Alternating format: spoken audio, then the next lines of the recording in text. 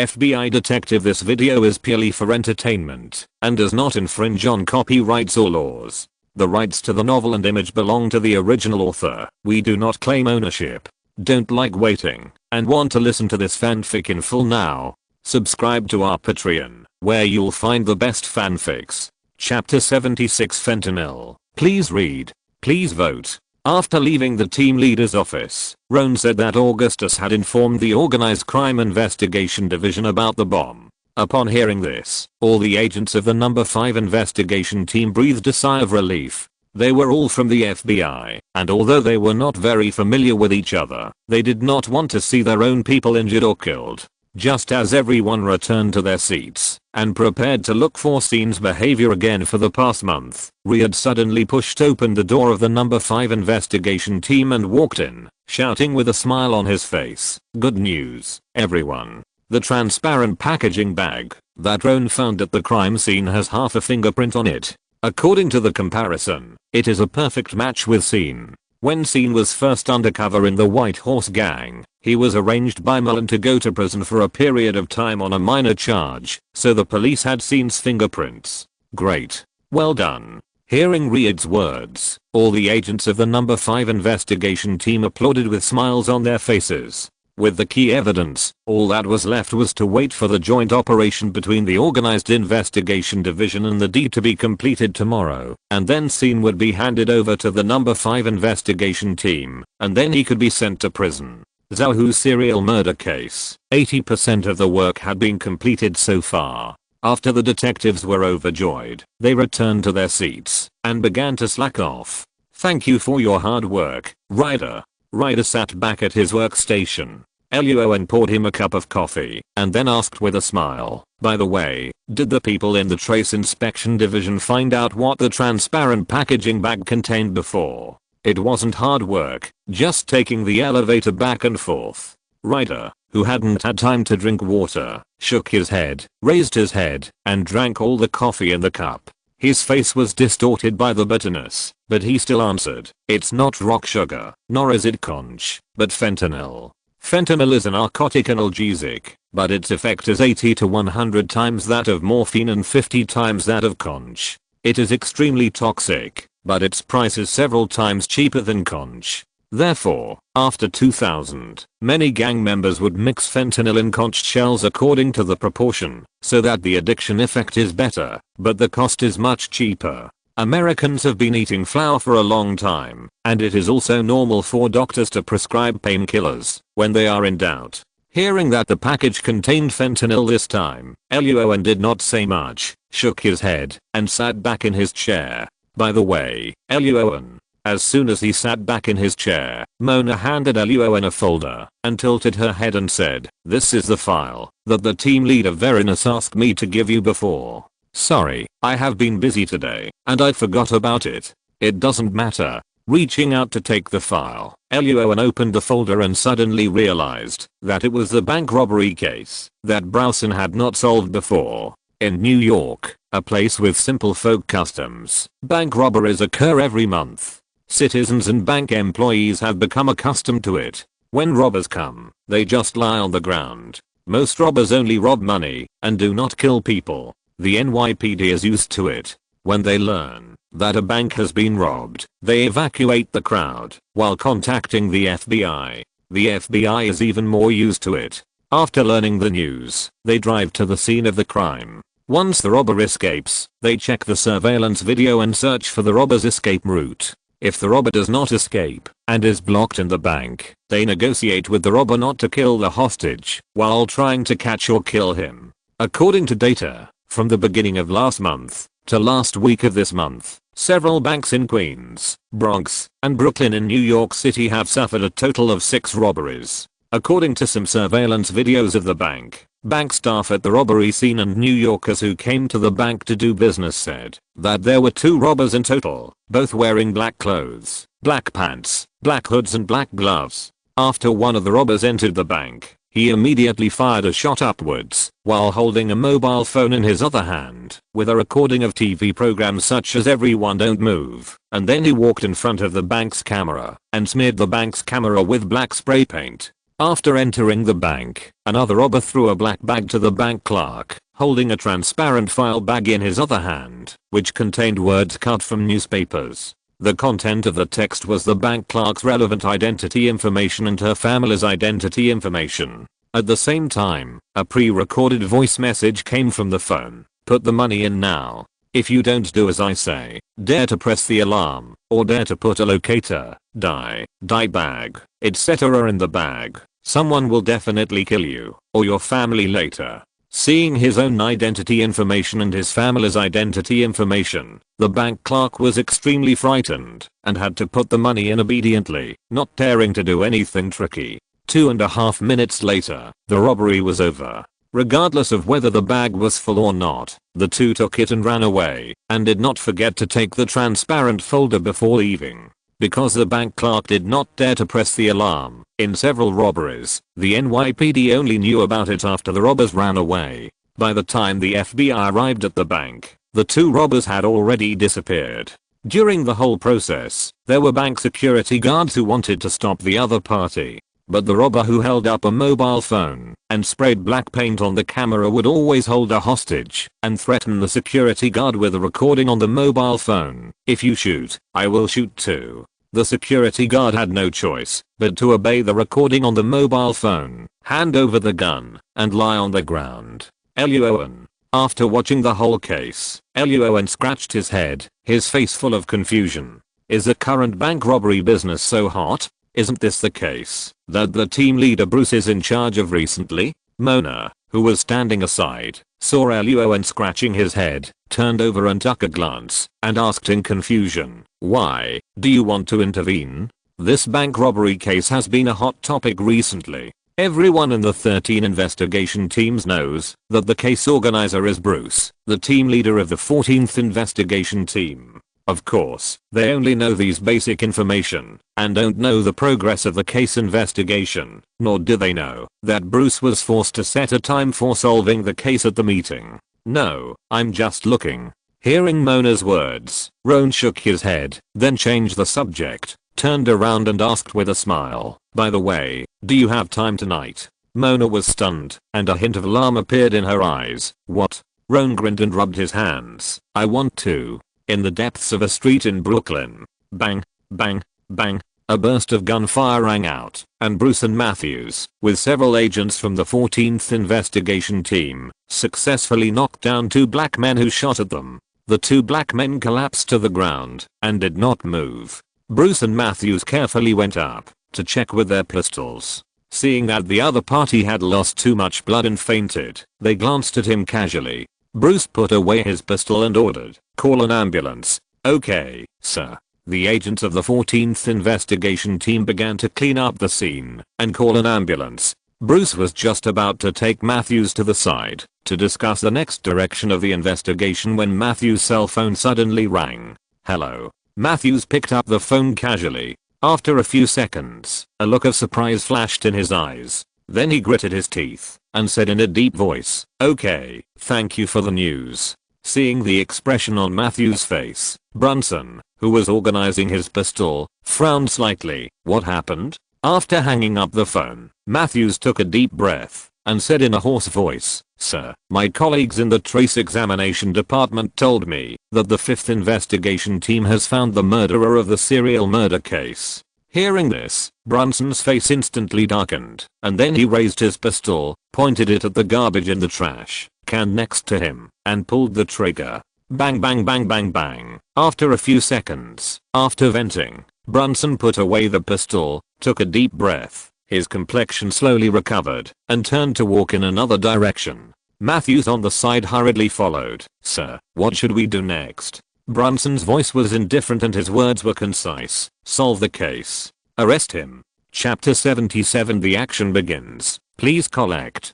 Please read. The next day, at 5 a.m., before the sun rose, Roan yawned as he walked out of Mona's small apartment and drove his Chevrolet to one of the joint action sites today, a villa owned by the leader of the Hyena Gang. Yesterday, the system gave Roan a good rating, and the treasure chest contained 2 stamina potion, 1 strength potion. At this time, Roan's system backpack contained 7 stamina potion, 1 fire resistance potion, 2 night vision potion, 1 aqua lung potion, 3 strength potion, 1 swiftness potion, 1 detoxification potion, 1 weakness potion, 1 sleep potion. Good morning, Roan. Chevrolet arrived at the operation preparation area far away from the villa. Riyadh came over with a bag of breakfast and said with a smile, "I thought you would come after the operation is over." That was originally the plan, but Augustus kept calling me, so I had to come early. Roan took the breakfast and said thank you. After taking a big bite, he and Riyadh stood beside Chevrolet, quietly watching the group of operation personnel who were sorting out their equipment in the distance. I don't quite understand. Riyadh swallowed his breakfast in 2 or 3 mouthfuls, wiped his hands, pointed at the crowd not far away, and asked with his head tilted, "This is a joint operation of the Organized Crime Investigation Department and the D. There are so many people, why do we need to participate?" They are not asking us to participate in the operation, but just asking us to follow them and shoot a few shots casually, just for show. The abyss swallowed the breakfast with its huge mouth. Roan waved his hand, motioning Riyadh to move closer, and then whispered in his ear when Augustus was chatting with Dylan. After get off work yesterday, he learned that the drugs and raw materials accumulated recently in the Hyena gang are probably worth nearly $10 million according to the undercover. Of course, the organized crime department and the D have been keeping an eye on the Hyena gang for so long, and we will definitely not be able to pick the big peach if we intervene temporarily, and we can't pick it. But after all, we told them about the bomb yesterday, and Scene's existence also gives us a reason to intervene. So Augustus's meaning is very simple. If the big head can't be eaten, the small head can't be let go. As long as the 2 of us participate in the operation, Augustus will have a reason to ask for a share of the spoils later. They certainly won't get much money, but the political gains from solving such a big case are far more important than money. As long as the number 5 investigation team is mentioned in the news later, Augustus will not lose. If Augustus doesn't lose, Roan will definitely not lose either. Okay. Riyadh nodded silently, and seeing that the time was almost up, he took Roan to sort out their equipment. This time, the 2 of them were no longer just armed with a Glock 18 pistol, but also with an assault rifle M401. In addition to the most basic combat uniforms, plate armor vests, tactical helmets, stun grenades, smoke bombs, etc., they also had tear gas and grenades. Roan took fewer grenades, but he took the same number of tear gas and stun grenades. Agent Norton of the Organized Crime Investigation Division was speechless when he saw Roan and Riyadh, who were fully armed. They were just agents and would not be at the forefront. Breaking through the enemy's defense was the mission of SWAT. Before setting off today, Dylan told Norton that the source of yesterday's bomb news was Luo An, and that they would also participate in the operation today, so Norton had a good attitude today. He walked over with a few people and said with a smile, "Good morning, Agent Luo An. I didn't expect that we would have the opportunity to cooperate so soon. Just call me Luo An." Luo An stretched out his hand and shook hands with the other party, grinning as well. "You have the final say on today's operation. Riyadh and I are just here to cooperate." The meaning of the words was very simple. "We don't intend to steal your credit." Hearing Luo An's words, Norton and his teammates behind him suddenly brightened up and felt that Luo An's handsome face instantly became more handsome. In a few minutes, Luo An, Norton and his teammates became good brothers with different fathers and mothers and different investigation teams. Riyadh. Time passed quickly, and the hands on the clock soon reached 6 o'clock in the morning, set for the joint operation. In the Joint Command Center far away, watching the time reach 6 o'clock, Dylan from the Organized Crime Investigation Department and Melton from the D looked at each other and said to the microphone, "Let's start the action." As soon as the voice fell, the long-awaited agents rushed out of the villa of the Hyena gang leader, a large bar, a factory, a dock and other places. Because the Hyena gang might have a remote-controlled bomb, each team turned on the signal jammer before the group took action. At the villa, the SWAT special vehicle stepped on the accelerator and crashed into the gate and rushed into the courtyard. A group of SWAT jumped out of the car in a tactical posture. After a few shots killed the Hyena gang guards in the villa, Agent Norton and others from the Organized Crime Investigation Team, Roan and Riyadh also rushed in. Bang! FBI. The door was broken with a hammer and the door of the villa was smashed.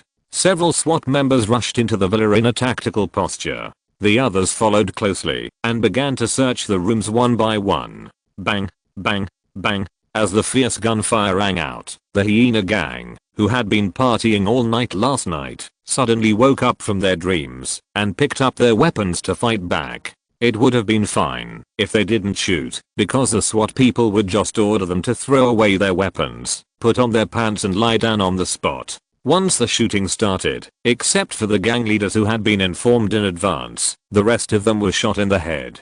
Go upstairs. Go upstairs. There is also a basement. Speed. Speed.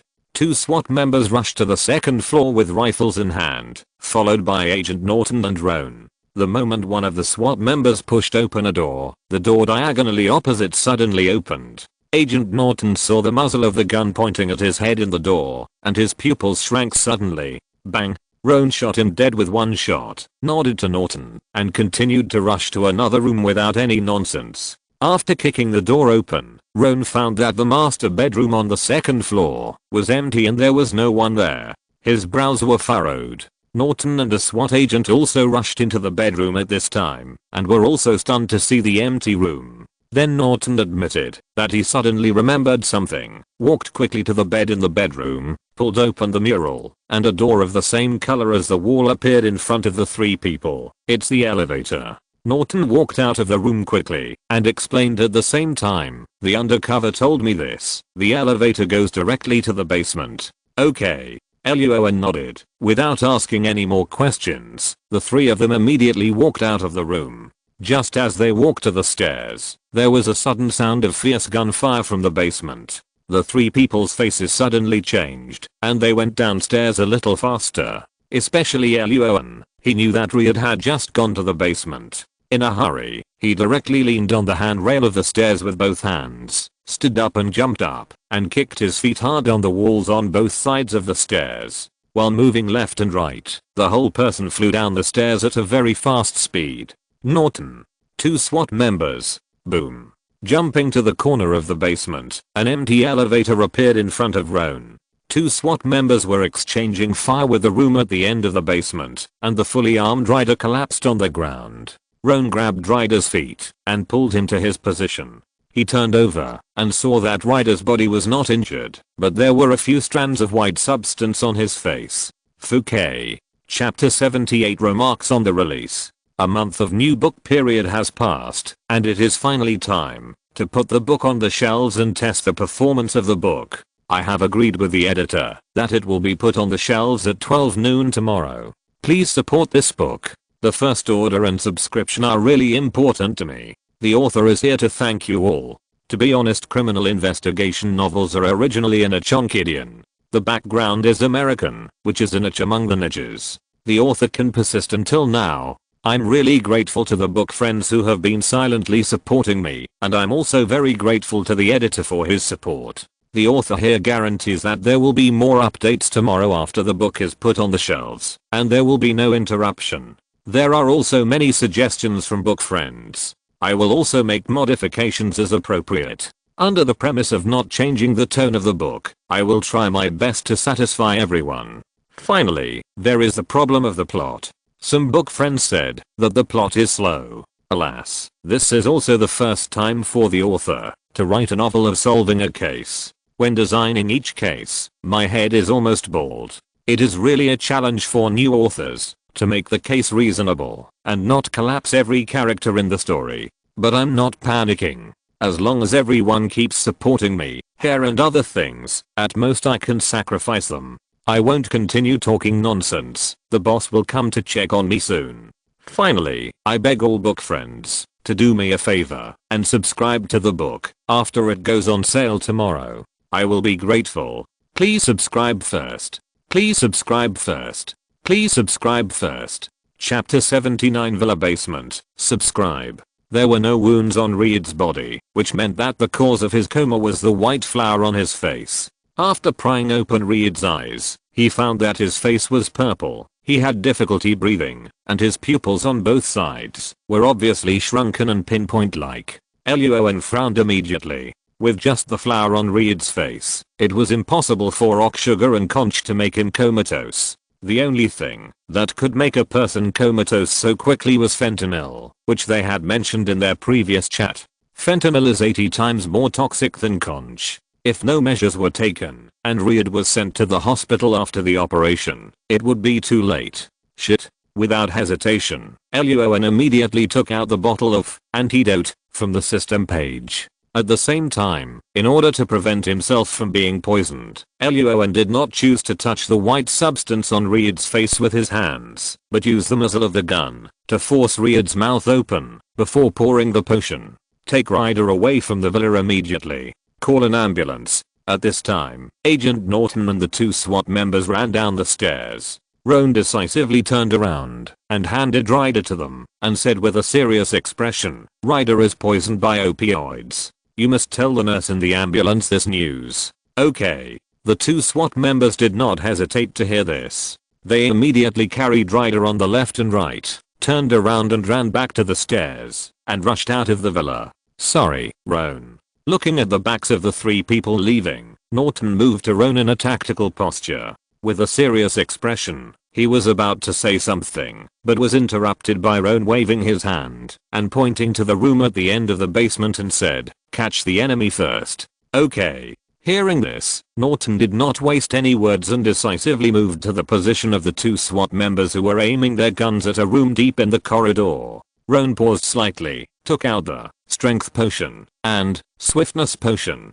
from the system, raised his head and drank them, and then followed Agent Norton to the SWAT team's room. "What's the situation now?" Hearing Agent Norton's question, the 2 SWAT team members pointed to the closed room across the street with serious expressions and said, "There are 3 enemies in the room, the boss of the hyena gang and his 2 confidants. The 3 enemies were trapped in the room across the street, but they all had rifles in their hands, and the 2 sides had just finished exchanging fire. If the SWAT team members rashly broke open the door of the other party's room and broke in directly, they would most likely be attacked by rifles.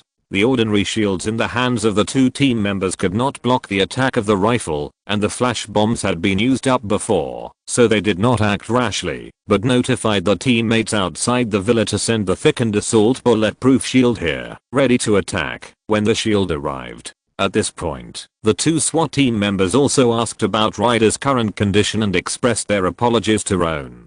Just now, Ryder was attacked by a man with a broken eyebrow on his right eyebrow. In order to protect them. No, have you ever thought about a question? Hearing the SWAT team members say that there was a man with a broken eyebrow on the right side of the room, Luo An raised his eyebrows, but did not continue the topic. Instead, he asked seriously, "Why did these 3 people choose to run to this room after being attacked by us?" Norton reacted the fastest, turning his head to look at Luo An with a serious expression. "You mean, there is a way to escape from the villa in this room? Is there a secret passage?" Luo An nodded. "The possibility is very high." "Fouquet." Agent Norton cursed in a low voice, and his expression began to become anxious. His undercover only knew that there was an elevator in the villa, but did not know whether there was a secret passage in the villa. Norton was just about to ask the 2 SWAT team members how long it would take for the thickened assault bulletproof shield to be delivered.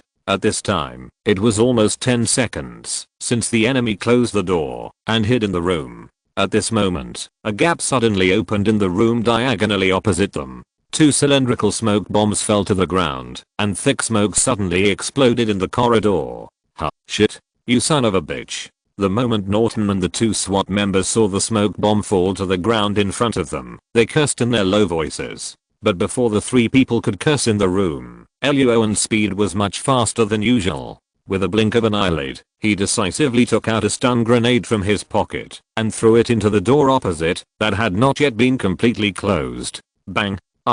The moment the stun grenade exploded, a scream suddenly came from the room diagonally opposite. Without waiting for Norton and the 2 SWAT members to make any move, Luo An's figure rushed out from their side in an instant, kicked open the door opposite, and threw in 2 more stun grenades without saying a word. Bang, bang. At this time, Agent Norton and the 2 SWAT members finally reacted and rushed to the room diagonally opposite with their guns raised. When the 3 entered the room, they saw a huge wooden box on the ground in the corner of the room, which was full of weapons. On the ground behind the wooden box, there was a half-opened metal door. The impact of the stun grenade exploding in the closed room was very terrifying. The gang leader, Scene, and another confidant had all fainted on the ground. The thin confidant who had just opened the door and thrown the smoke bomb and was lying at the door had even a trace of blood flowing out of his ear. Agent Norton and the two SWAT agents, who were holding guns, saw this scene and were stunned in their places and took a breath of cold air.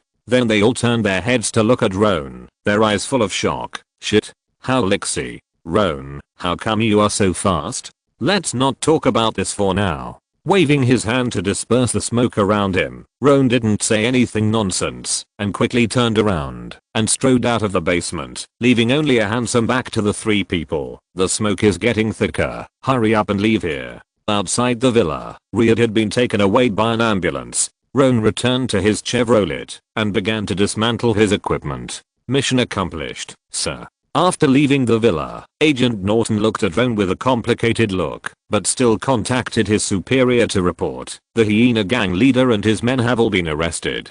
Some gang members tried to resist and were killed on the spot. What about our casualties? Dylan on the other end of the phone said in a hurried tone. When the D raided the Hyena gang's pharmacy factory, a fierce battle broke out, and many people were injured and died there. For example, Agent Mullen was shot in the chest and has been sent to the hospital. The Organized Crime Investigation Department and the D are responsible for different places because of their respective responsibilities. The places where the Hyena gang members are located, such as villas and bars, belong to the Organized Crime Investigation Department. Factories, warehouses, and other places where the Hyena gang makes, transports, and stores flour belong to the D. We only have Agent Ryder from the 5th investigation team here. He was accidentally poisoned and fell into a coma while protecting the SWAT team. After briefly describing what happened just now, Norton suddenly remembered something and asked hurriedly, "Sir, what happened to the bar of the Hyena gang? Are there any bombs?" 4 assembled remote-controlled bombs were indeed found there, but because we got the news in advance, the signal jammers we prepared took effect and the bombs did not explode. Dylan briefly explained what happened, and after confirming that the mission at the villa was successfully completed, he hung up the phone. After all, he still had a lot of things to deal with later. 5 more updates with 10,000 words. Please subscribe.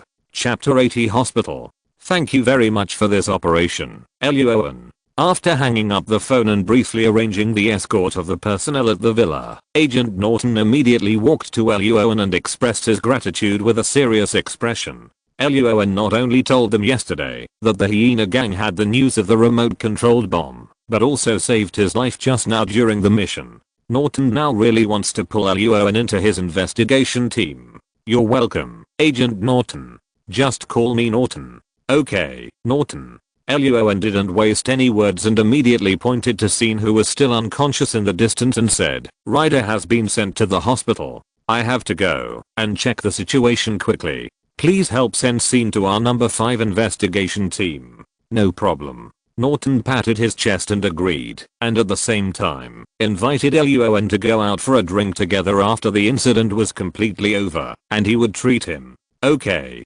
Luo An agreed with a smile, and then stepped on the accelerator, and the Chevrolet rushed out in the direction where the ambulance left. In the hospital, the lights in the operating room were dimly lit. In addition to Augustus, agents from the 5th investigation team, including Lassie, Mona, and William, had all arrived. Luo An stood in the corridor, rubbing his thumb and index finger with his right hand. Roan. After a moment, Yvonne, wearing a dark eye patch on her right eye, walked over quickly. After a brief hug with Lassie and Roan, she asked with a serious expression, "What happened? How was Ryder injured?" Roan briefly recounted today's actions, and then said with a serious expression, "I'm sorry, Yvonne, if I hadn't separated from Ryder at that time. No, this is Ryder's own problem, not your fault." After hearing Roan say that the white substance on Ryder's face was most likely fentanyl, Yvonne's face turned pale, but after hearing Roan's words, Yvonne immediately took a deep breath to suppress the uneasiness in her heart, and said in a deep voice, "I forced Ryder to quit SWAT because he always disregarded his own life safety every time he performed a mission, chose to take the greatest risk himself, and protected his teammates behind him."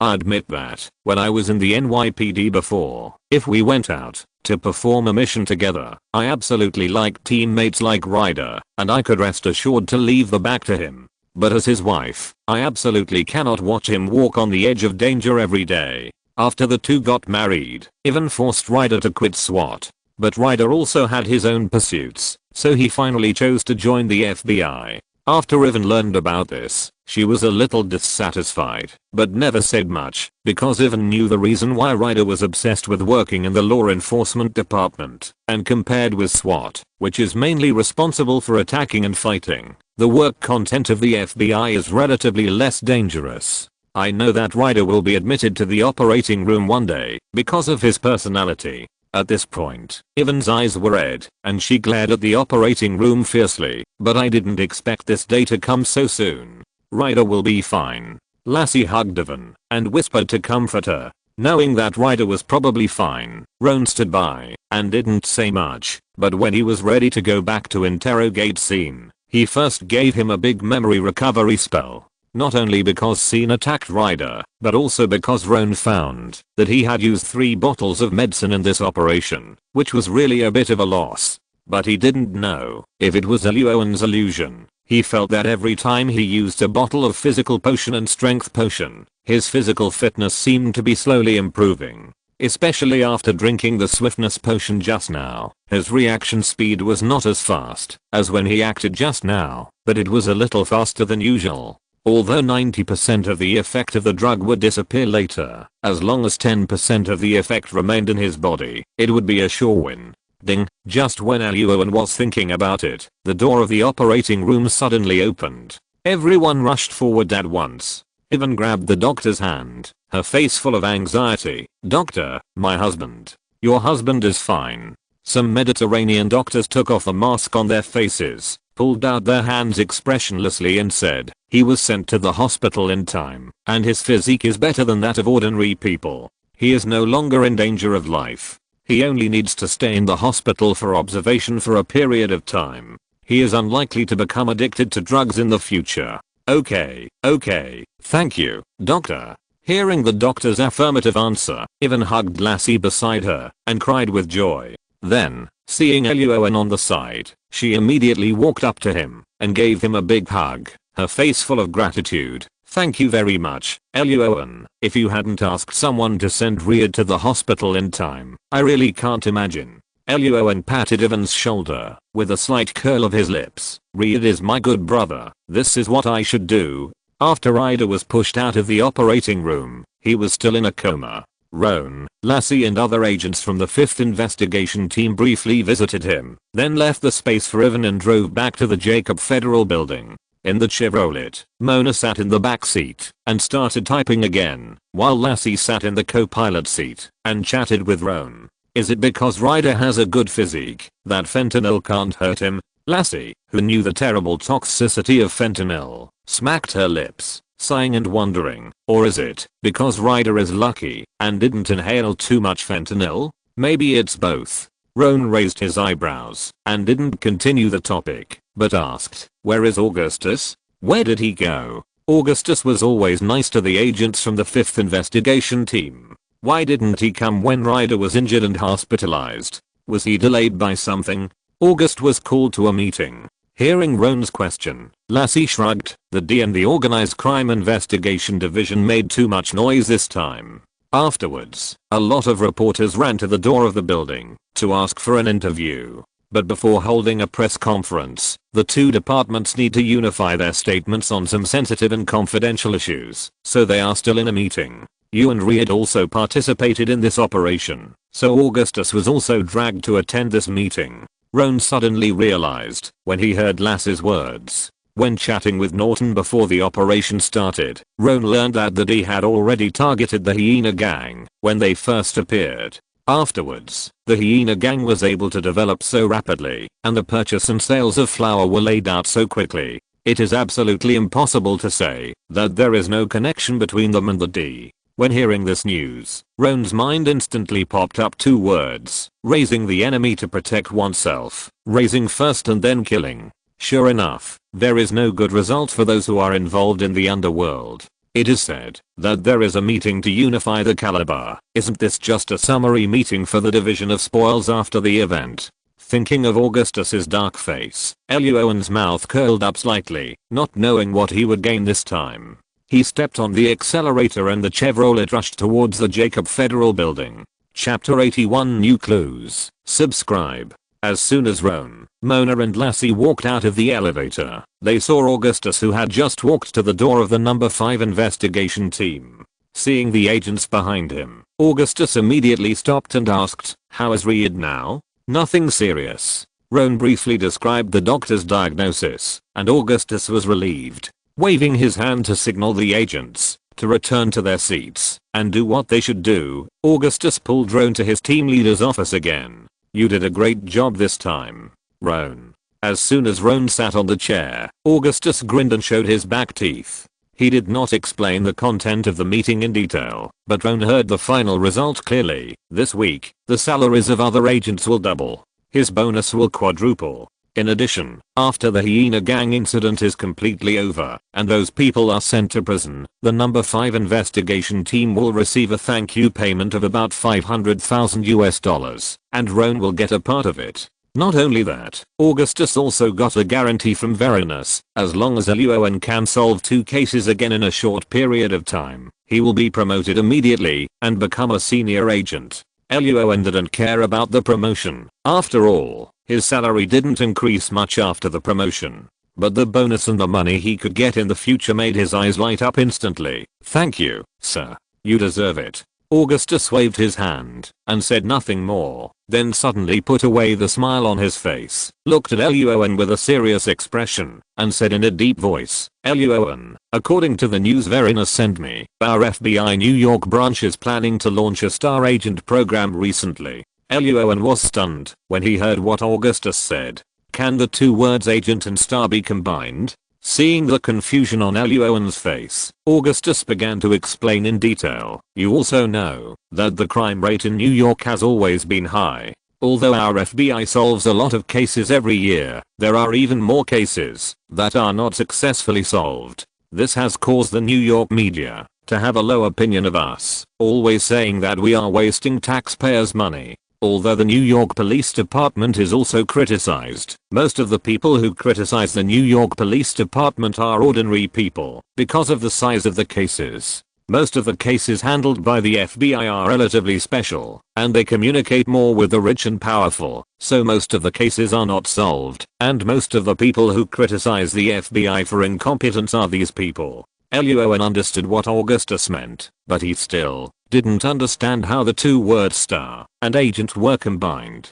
Could it be that the top management intends to establish the image of an agent who can solve 100% of the cases? No one dares to say that he can solve the case 100% of the time. Luo An asked doubtfully, "I don't believe that the top FBI officials don't know this." "Of course." Augustus nodded. The top officials certainly knew this, so they didn't intend to establish an image of being able to solve the case 100% of the time. This star agent program is actually intended to select several good-looking agents and let them be responsible for telling the outside media about the process of solving the case. The agents who actually solve the case will not appear in front of the media. What? Hearing this, Luo An was shocked. Are the top officials crazy? Let these vases take away the credit from those agents who really succeeded in solving the case. Once this kind of thing happened, Luo An didn't dare to pat his chest and guarantee that he could solve every case, but he could pat his chest and guarantee that those so-called star agents would be 100% shot after get off work.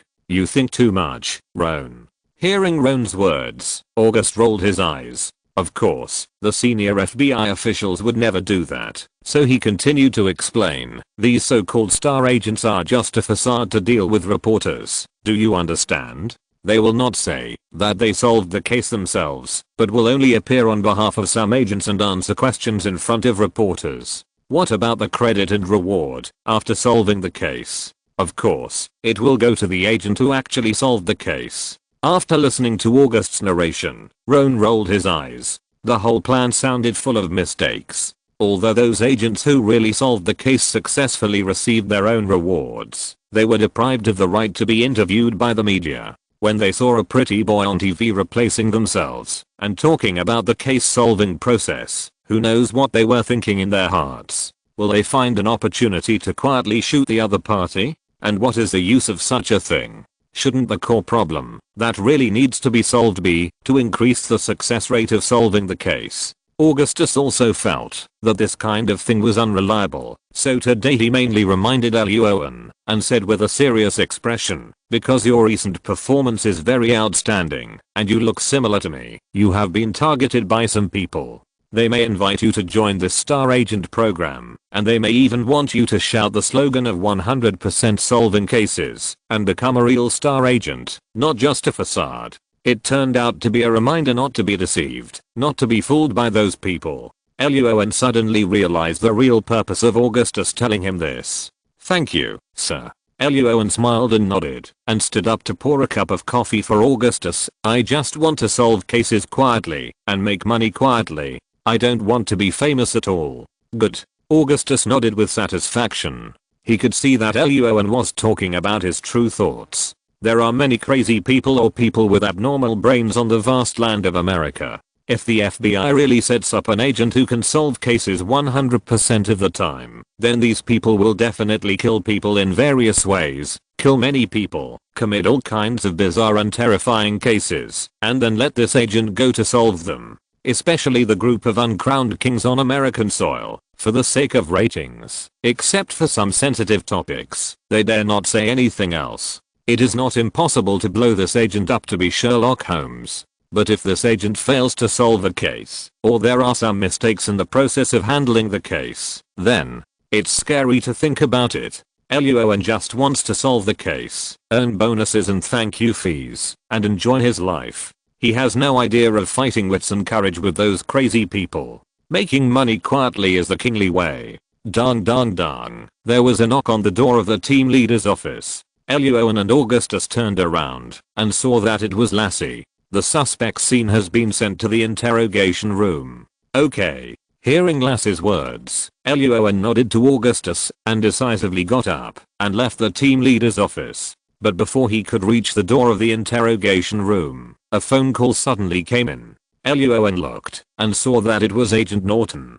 Hello. After pressing the answer button, Luo An chuckled and said, thank you for your hard work. Our investigation team number 5 successfully contacted the suspect scene.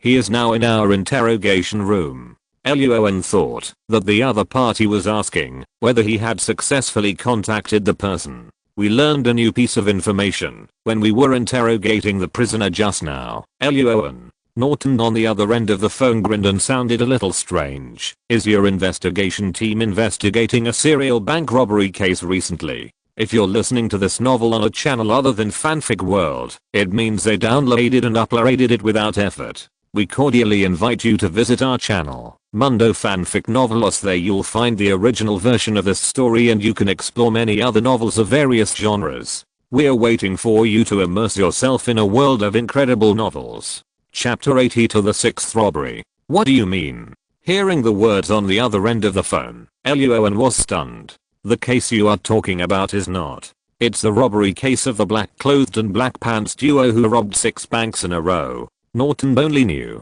that the bank robbery case was under the jurisdiction of Luo An's investigation team, and he didn't know about the conflict between Luo An and Browsen. In addition, he was familiar with Luo An, so after learning the clue, his first reaction was to tell Luo An the news. That's right. There is such a case. Hearing Norton's description, Luo An nodded decisively, and then asked with a smile, did you catch the bank robbers directly? Did the hyena gang also expand its bank robbery business? No, but we got some clues. Hearing Luo An's laughter, Norton also laughed and said directly, come to the interrogation room of our investigation team now. This suspect can be handed over to you for interrogation first. Luo An's eyes lit up, and he agreed decisively, okay, I'll be there right away. After hanging up the phone, Luo An turned to look at Lassie and then looked at Scene with a broken eyebrow, who was sitting on a chair in the interrogation room with his hands handcuffed to the crossbeam of the table. After a second of silence, he said, "Lassie, this person will be handed over to you and William for interrogation. The evidence is complete. Just go through the process. There is no nonsense to talk to him." "Okay." Lassie agreed, and just as she was about to turn around and call William, Luo An suddenly raised his eyebrows. "Is the camera on?" Lassie subconsciously shook her head and replied, "Not yet." "Very good." Hearing the affirmative answer, Roan walked to the workstation beside him, picked up a book, pushed open the door of the interrogation room and walked in. Then, in the astonished eyes of Lassie and Scene, Roan directly put the book under Scene's back and punched him. Bang. "You. This punches because you sneak attacked my teammate with flour and almost killed him." The huge impact caused Scene's internal organs to shake violently. Coupled with the impact of the stun grenade just now, his chest was in great pain and he almost spurted blood from his mouth. After being hit hard on the back, Scene suddenly hit the table in front of him. The severe pain made him roar in anger, but he was handcuffed and could do nothing. Roan's eyes flashed with cold light, grabbed Scene's face, and stared into his eyes, and said coldly, "This punch is for Danny and the families of the victims." Scene had just started to curse, and Roan picked up the book again, and put it behind him. A strong wind blew, and another punch came down. Bang.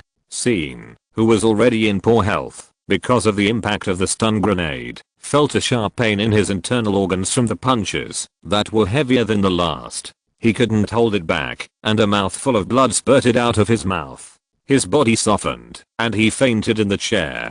HMPH. Roan, who had wanted to punch Scene again, saw this scene, snorted coldly, and strode out of the interrogation room with a book. Lassie, who had watched the whole process, spread her hands and pointed at the blood on the table, speechless. "Can't you be more clean when you hit him?" Lassie had no opinion on Roan's beating. Anyway, the other party was a serial killer. They were the FBI, and they had the final say when they entered here. Moreover, Lassie knew the whole picture of Ryder's admission to the hospital because of Scene's sneak attack. Even before Roan took action, Lassie had already made plans to perform a big memory recovery on him when she and William interrogated him together. "Sorry, Lassie." Luo An put the book back in its place, apologized casually, then walked to his workstation, picked up the relevant documents of the bank robbery case, and grabbed the confused Mona, and strode out of the number 5 investigation team. "Fouquet." Lassie raised a middle finger to Luo An's back, then called William over, pointed at the scene in the interrogation room, and patted his shoulder. "Leave it to you to deal with it, William. Organized crime investigation department again. You must be Agent Roan." As soon as they entered their territory, a white muscular man with glasses strode towards Roan and Mona, patted Roan on the shoulder and grinned, just as Augustus said, "You're so handsome." Roan smiled slightly, stretched out his hand and shook hands with Dylan. "Thank you for the compliment, sir." He turned around and greeted Mona. An agent suddenly came over and whispered in Dylan's ear. Dylan nodded and stopped talking nonsense. He pointed directly to an interrogation room not far away and said, "Norton is in that room. You go there. If you have any questions, just ask Norton directly." "Okay, thank you, sir." After that, Dylan turned and left with several agents. Roan glanced around the somewhat messy office area of the organized crime investigation section, looked at Mona, and walked towards the interrogation room. Mona walked beside Luo An, hugged the laptop in front of her chest, tilted her head, and asked in confusion, "Luo An, didn't you say you didn't plan to intervene in this bank robbery?" "That was what I said yesterday, not today." Luo An grinned, knocked on the door of the interrogation room, and walked in directly. "Whether to intervene in this bank robbery depends on how likely he is to catch the robber. Luo An doesn't want to be punished for not solving the case. But the clues still need to be checked, because only when the clues are in hand can Luo An judge his chances of catching the robber." Hearing Luo An's perfunctory words, Mona wrinkled her nose and followed him into the interrogation room. In the interrogation room, there was a white young man who looked to be in his 20s. When he saw Luo An, he didn't react much, but the moment he saw Mona, his eyes suddenly lit up. Mona ignored him completely. I didn't expect that we would meet again soon after we separated. Luo An smiled and stretched out his hand to shake Norton. Norton also laughed, nodded to Mona, and motioned them to sit down, then handed the interrogation record to them, and walked out of the room. He still had a lot of things to deal with. According to the interrogation record, the white youth in front of him was named Robert, 29 years old, and had joined the Hyena Gang for 2.5 years. He was one of the grassroots leaders of the Hyena Gang. Under normal circumstances, people like Robert would not dare to tell the information of the Hyena Gang, fearing that their families would be retaliated against afterwards. So Norton would only interrogate him casually and then hand him over to the judge to send him to prison. But I didn't expect that when Robert was interrogated today, the other party said that he really couldn't tell the information of the Hyena Gang, but he knew the information of other cases. So Robert's request was very simple. I can tell the information of other cases, but I ask for a commutation of sentence. So, you said you knew who robbed the bank? After reading the interrogation records, Mona also retrieved all the information about Robert since he was born. Roan glanced at it briefly and asked in a serious tone, I agree to your commutation agreement, but the specific time of the commutation will be determined based on the value of the case information you narrated. Okay. Robert nodded without any nonsense and said directly, then let's sign the agreement. According to federal law, a lawyer must be present when signing a commutation agreement. So more than 10 minutes later, a middle-aged white lawyer in a suit appeared in the room. Under the witness of the lawyer, both parties signed their names on the agreement, and then Robert crossed his legs and said directly, I don't know about the previous bank robberies, but the 6th case was done by the owner of a laundry shop in Queens. What? Hearing this, Roan and Mona were stunned. 6 robberies, not done by the same group of people. Chapter 83, Just an Economic Behavior. Please subscribe. Seeing the surprise on Mona's face, Robert grinned and asked with a smile, you, the FBI, will not always think that these 6 bank robberies were committed by the same group of people, right? Luo An tapped the table with a pen expressionlessly. You said that the case was committed by the owner of the laundry. Do you have any evidence? Of course. Robert nodded and said directly, the last time I went to his store, I happened to see a set of black clothes and black pants in a clothes basket in the laundry. The Hyena Gang also knew about this case. After all, one of the banks was in their territory, so they knew that the group of robbers were dressed in all black. Hearing this, Luo An was somewhat speechless. It is normal to have black clothes in the laundry. Are those black clothes you mentioned the same as those worn by the robbers? Robert spread his hands and leaned back. That is your FBI's problem. How should I know? Seeing the other party's action, Mona frowned and was about to speak, but Luo An waved his hand to signal her not to be angry, and then smiled and said, very good, I like your attitude. But I hope you can keep talking like this. Anyway, it is not me who will go to prison in the end. Hearing Luo An's words, the expression on Robert's face froze. After a few seconds of silence, Robert coughed twice and sat up straight and began to speak seriously. The owner of the laundry is named Elkin. There is a couple of elderly people in the family who need to be supported, a daughter who is about to go to college, and his wife has been in a car accident and has a disability in her right foot. Hearing Robert's narration, Luo An turned his head to look at the computer next to Mona and found that the information about Elkin on it was exactly the same as the other party's narration. Luo An nodded and stretched out his hands. Go on. Robert crossed his hands on the table and continued, because there is only one laundry shop in the family, and the family needs money everywhere. Elkin's life is very tight. It happened that his daughter was admitted to college some time ago. Although he can apply for a college loan, the high interest rate of college loans is not good news for their family. After being introduced by some people, Elkin later got to know a Hyena Gang and had some economic activities with us. Hearing usually described as economic behavior, everyone rolled their eyes. Robert didn't care and continued, we thought that after a while, Elkin would not be able to pay back the money, and the laundry shop would belong to us. But unexpectedly, only a week later, Elkin took a pile of change and returned all the money to us with interest. Hearing this, Luo An and Mona looked at each other and both found something wrong. Robert crossed his legs again and said, "Our hyena gang is an honest organization. Elkin paid back the money with interest, so we didn't make things difficult for him. We just went to Elkin's laundry that day to find out how he made the money." At that time, Robert thought Elkin had secretly gone out to buy flour, because only by selling flour could the money come so quickly, and that area was the territory of the hyena gang. Selling flour there privately was an act of ruining the place, so when Robert learned about this, he immediately took his men to the laundry. At this point, Robert's tone was a little off. When we entered the laundry, Elkin was taking a set of black clothes out of a washing machine. At that time, the TV hanging at the door of the laundry was broadcasting the 6th robbery in a nearby bank. Others in the interrogation room. Roan's mouth twitched, and he asked, "What time was that day?" "Last Wednesday." That day was indeed the time when the 6th bank robbery occurred. Roan turned to look at Mona, motioning for her to check the surveillance videos of Elkin's home and his laundry.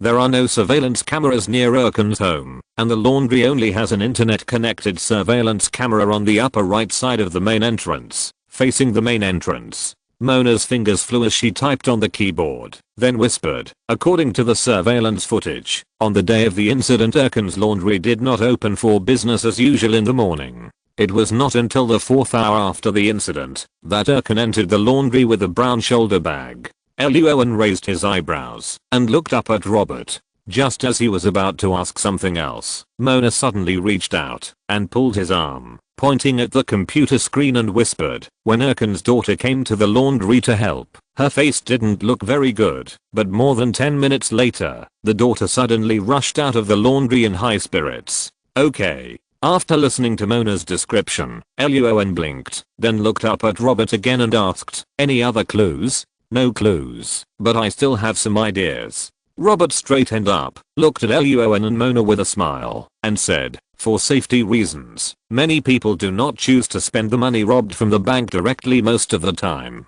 So I guess this group of bank robbers should have a way to launder money." Robert talked about a lot of things, and the more he talked, the more outrageous he became. He even began to suspect that this group of robbers came from the KGB. Luo An immediately waved his hand to interrupt him. "Okay, Mr. Robert, your clues are very useful to us, but forget about guesses. Do you have any other clues?" "No." "Good." Luo An nodded, stood up and was about to leave with Mona. Robert saw this and immediately shouted, "Mr. Agent, the clues I said are all true. You must reduce my sentence. My wife is about to give birth, and I promised her that I would go to the hospital to accompany her." Luo An's mouth twitched, and he strode out of the interrogation room without answering. Mona glanced at him when she stood up and left her seat. But seeing that the other party raised an eyebrow at her, Mona glared at him fiercely and then left with Luo An without looking back. After leaving the interrogation room, Luo An and Norton exchanged greetings for a while, walked out of the office area of the organized crime investigation section, and walked into the elevator with Mona. In the elevator, Mona tilted her head and asked, "Do you believe that the owner of the laundry shop is a bank robber?" Luo An shook his head, "Probably not, but this is a clue, you can check it out, and it won't delay anything if you check it out more." Mona nodded and continued to ask, "What should we do next?" "It's very simple." Luo An rubbed his arm, tilted his head and smiled. "If you have something, find the boss. Dang, come in." Hearing the cold voice in the conference room, Luo An pushed open the door and walked in. Looking up and seeing that it was Luo An, Verinus didn't say anything nonsense and continued to write documents with her head down. "Sit down." "Hello, boss." Luo An sat down on the chair, and before he could speak, Verinus threw him a folder. "Take a look at the information inside first." Opening the folder, Luo An saw the contents inside and raised his eyebrows. Chapter 84, Brushan's Efforts. Please subscribe. Please give me a monthly ticket. In the folder, there is a general picture of the bank robbery that Brushan had investigated in the past few days. In the 6 bank robberies, except for the 3rd bank which had a hidden camera installed in the fire sprinkler, the cameras of the other banks were all covered with black spray paint by the robbers as soon as they entered the bank. So this hidden camera that recorded the entire process of the bank robbers became an important action guide for Brushan and his team.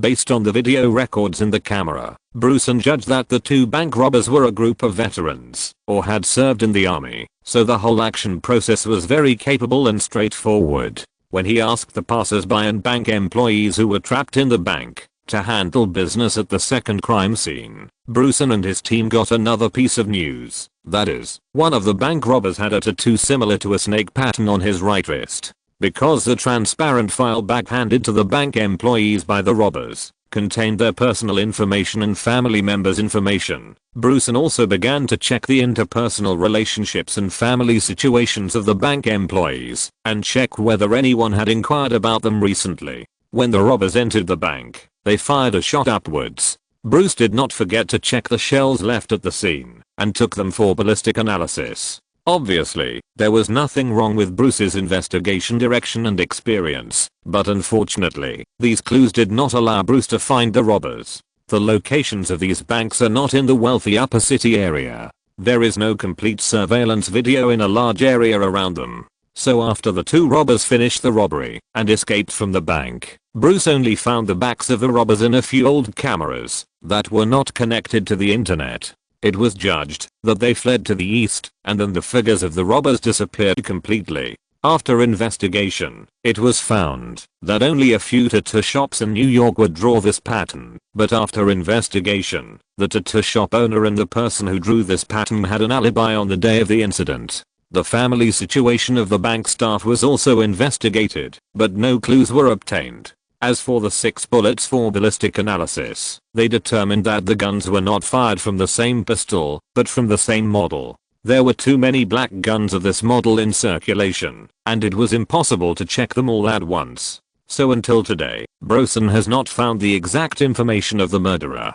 After reading the information, Luo An raised his eyebrows and put the file back on Verin's desk. Verinus didn't look up and continued to write the document with her head down and asked at the same time, "What do you think?" Bruce is an experienced old FBI, and there is nothing wrong with the direction of the investigation. Luo An nodded and then changed his tone. "It's just that the entry point of the investigation is wrong." Hearing this, Verinus paused and looked up at Luo An. "Speak." Without any nonsense, Luo An directly gave Verinus a brief account of the interrogation process just now, and finally said, "Obviously, because the camera was blocked by black paint, Bruce can only rely on the camera recording of the bank where the third case occurred, and the testimony of witnesses at the scene of the 6 cases to judge the murderer. But the height of the 2 robbers in the 6 cases is similar, and the witnesses' descriptions of the robbers are also concentrated on the same clothes and the same action patterns.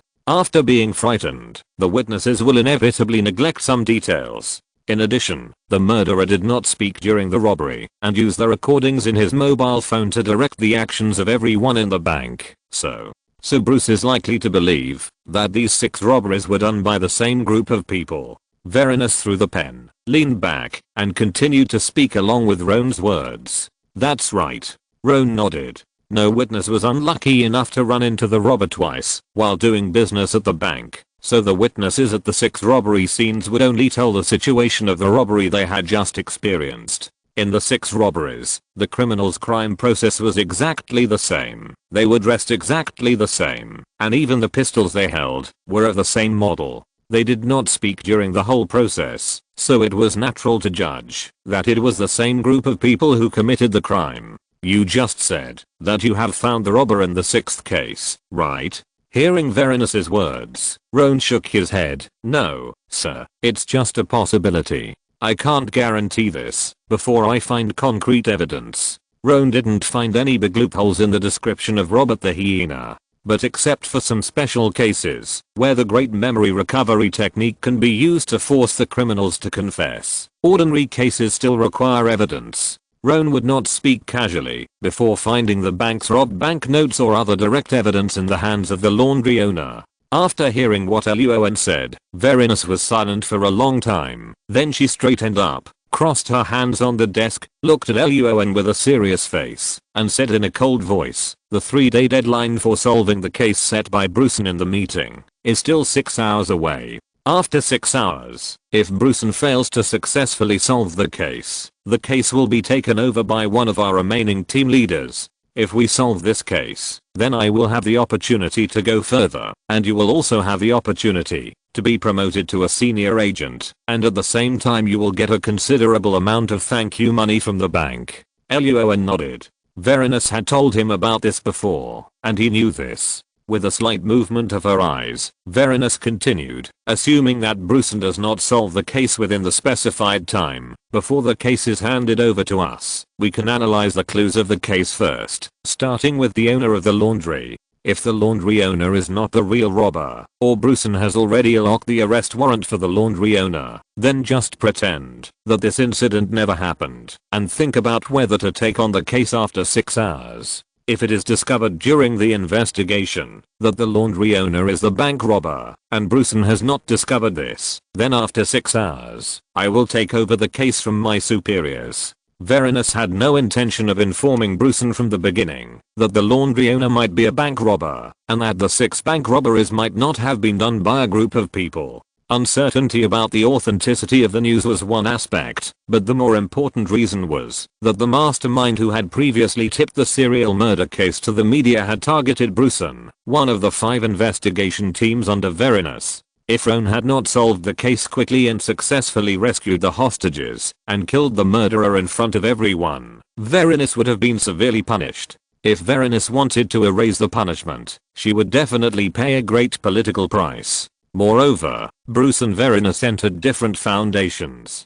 Political struggles are always life and death struggles. Verinus originally thought that, if Bruce failed to solve the case, she would take advantage of the situation and drive him out of the headquarters building of the FBI New York branch. But she didn't expect that Roan actually brought her good news, giving her the opportunity to drive Bruce out of the building directly. Thinking of this, Verinus's throat moved, and she looked at Roan with a complicated look. After listening to Verinus's words, Roan licked the corner of his mouth, and a cold light flashed in his eyes. He understood the meaning of the words.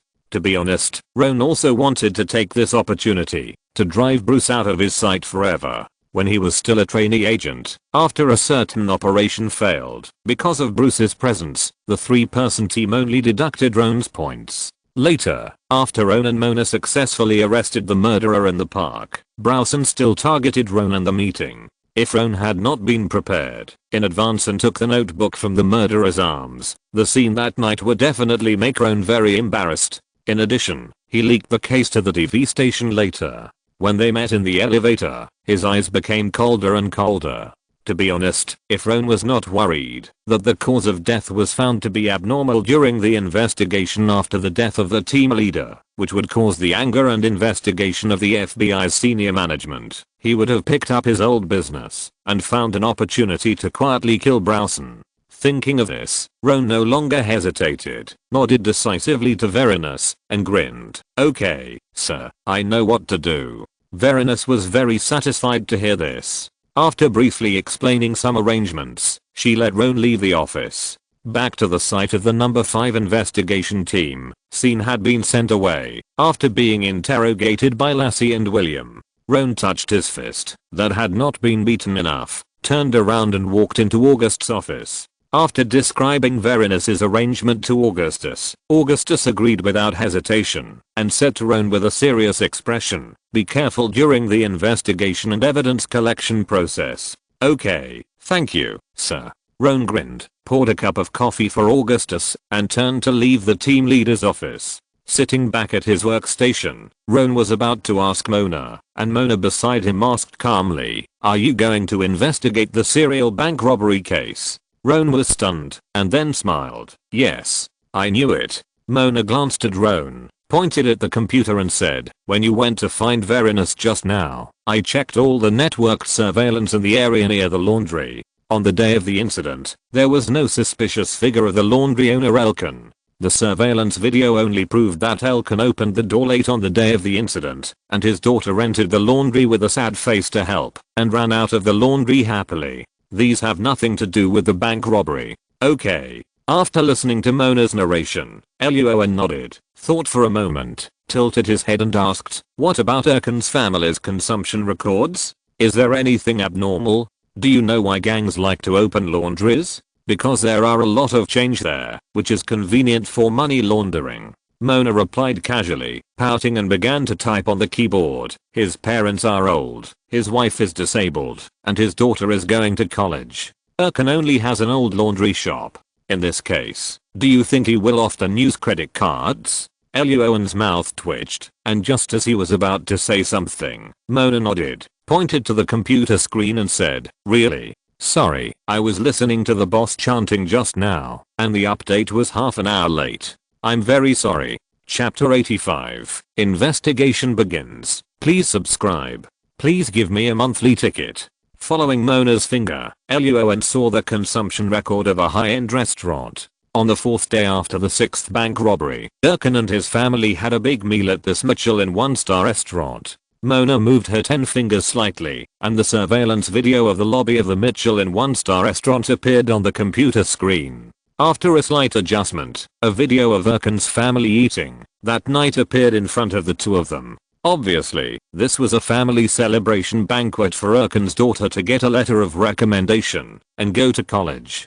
During the banquet, Erkan even allowed his daughter Serena to drink less wine. The Erkan family was warm and harmonious throughout the meal. After watching the surveillance video, Luo An, who was next to the computer, scratched his head. Mona shrugged her shoulders, and a trace of envy flowed through her eyes, but she said without any emotion, "It is an important thing for my daughter to go to college. It is normal to celebrate in a restaurant like this." I don't know if it's because she sympathizes with Erkan's family's life experience or envies Serena. In short, Mona's mood is very complicated now. Let's go to the scene to investigate. Roan would not say anything until the truth was revealed. Lassie had not returned yet and Riyadh was lying in the hospital, so this time, only Mona went out with him. Seeing that Roan was wearing the same set of combat uniform plus plate armor vest plus smoke bomb plus stun bomb plus 2 Glock 18s plus 10 extended magazines, Mona covered her forehead and sighed speechlessly.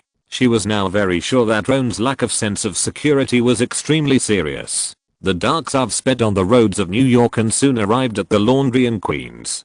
Ding-ling-ling. Pushing open the door of the laundry, Roan took Mona in. Several machines in the laundry were busy, and one of them seemed to have some problems. A thin white woman was kicking the machine, cursing in a low voice, and preparing to make a phone call. FBI. After entering the laundry, Roan took out the FBI's golden badge and showed it to the thin white woman, then asked, "Where is the owner of this laundry?" "I am." Seeing the fully armed Roan, the thin white woman twitched her mouth, took a step back, and looked a little nervous. "Why are you looking for me? Are you the boss?" The words of the woman in front of him made Roan frown. "Isn't the owner of this store Elkan?" Hearing that Roan was not looking for her, Zoe was immediately relieved, put her hands on her hips, raised her eyebrows, and began to curse Elkan. "You are right, Mr. Agent. The previous owner of this store was indeed Elkan, but he sold this laundry to me at a low price the night before last. Elkan and I have known each other for many years, and I thought Elkan was an honest man, but I didn't expect that the laundry he sold me had a lot of problems with the machines. I have been repairing the machines from morning till now." Hearing the woman's words, Roan and Mona looked at each other and found something wrong, so they quickly waved their hands to interrupt each other. "Why did Elkan sell the store to you the night before yesterday?" "How should I know?"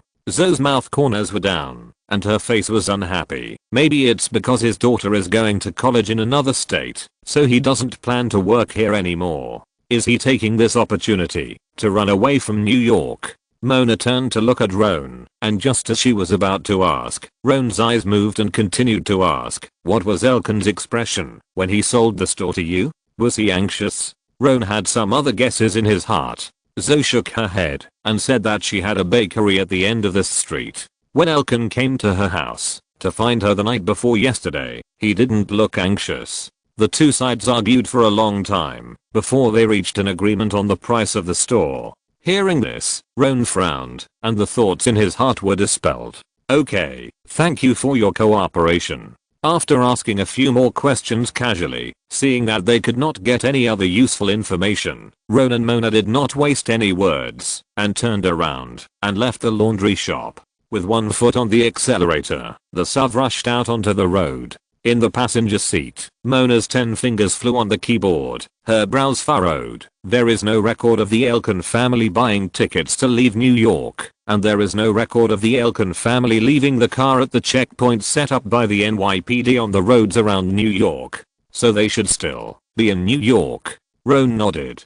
He originally thought that Elkin was in a hurry to sell the laundry shop because he was under some kind of coercion, but the state of Elkin described by Zoe just now did not seem to be coerced. The SUV soon arrived at the community where Elkin's family lived, an old building.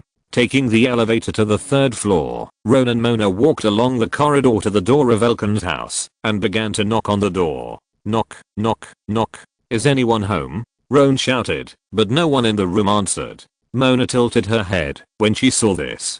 Just as she was about to speak, Luo An's nose moved, his face changed slightly, and he waved his hand to signal Mona to hide nearby. The two took out their weapons, looked at each other, and counted down to 3. Luo An decisively kicked the door open and shouted, FBI. Luo An and Mona held guns in both hands and quickly checked every room in the house in a vigilant posture.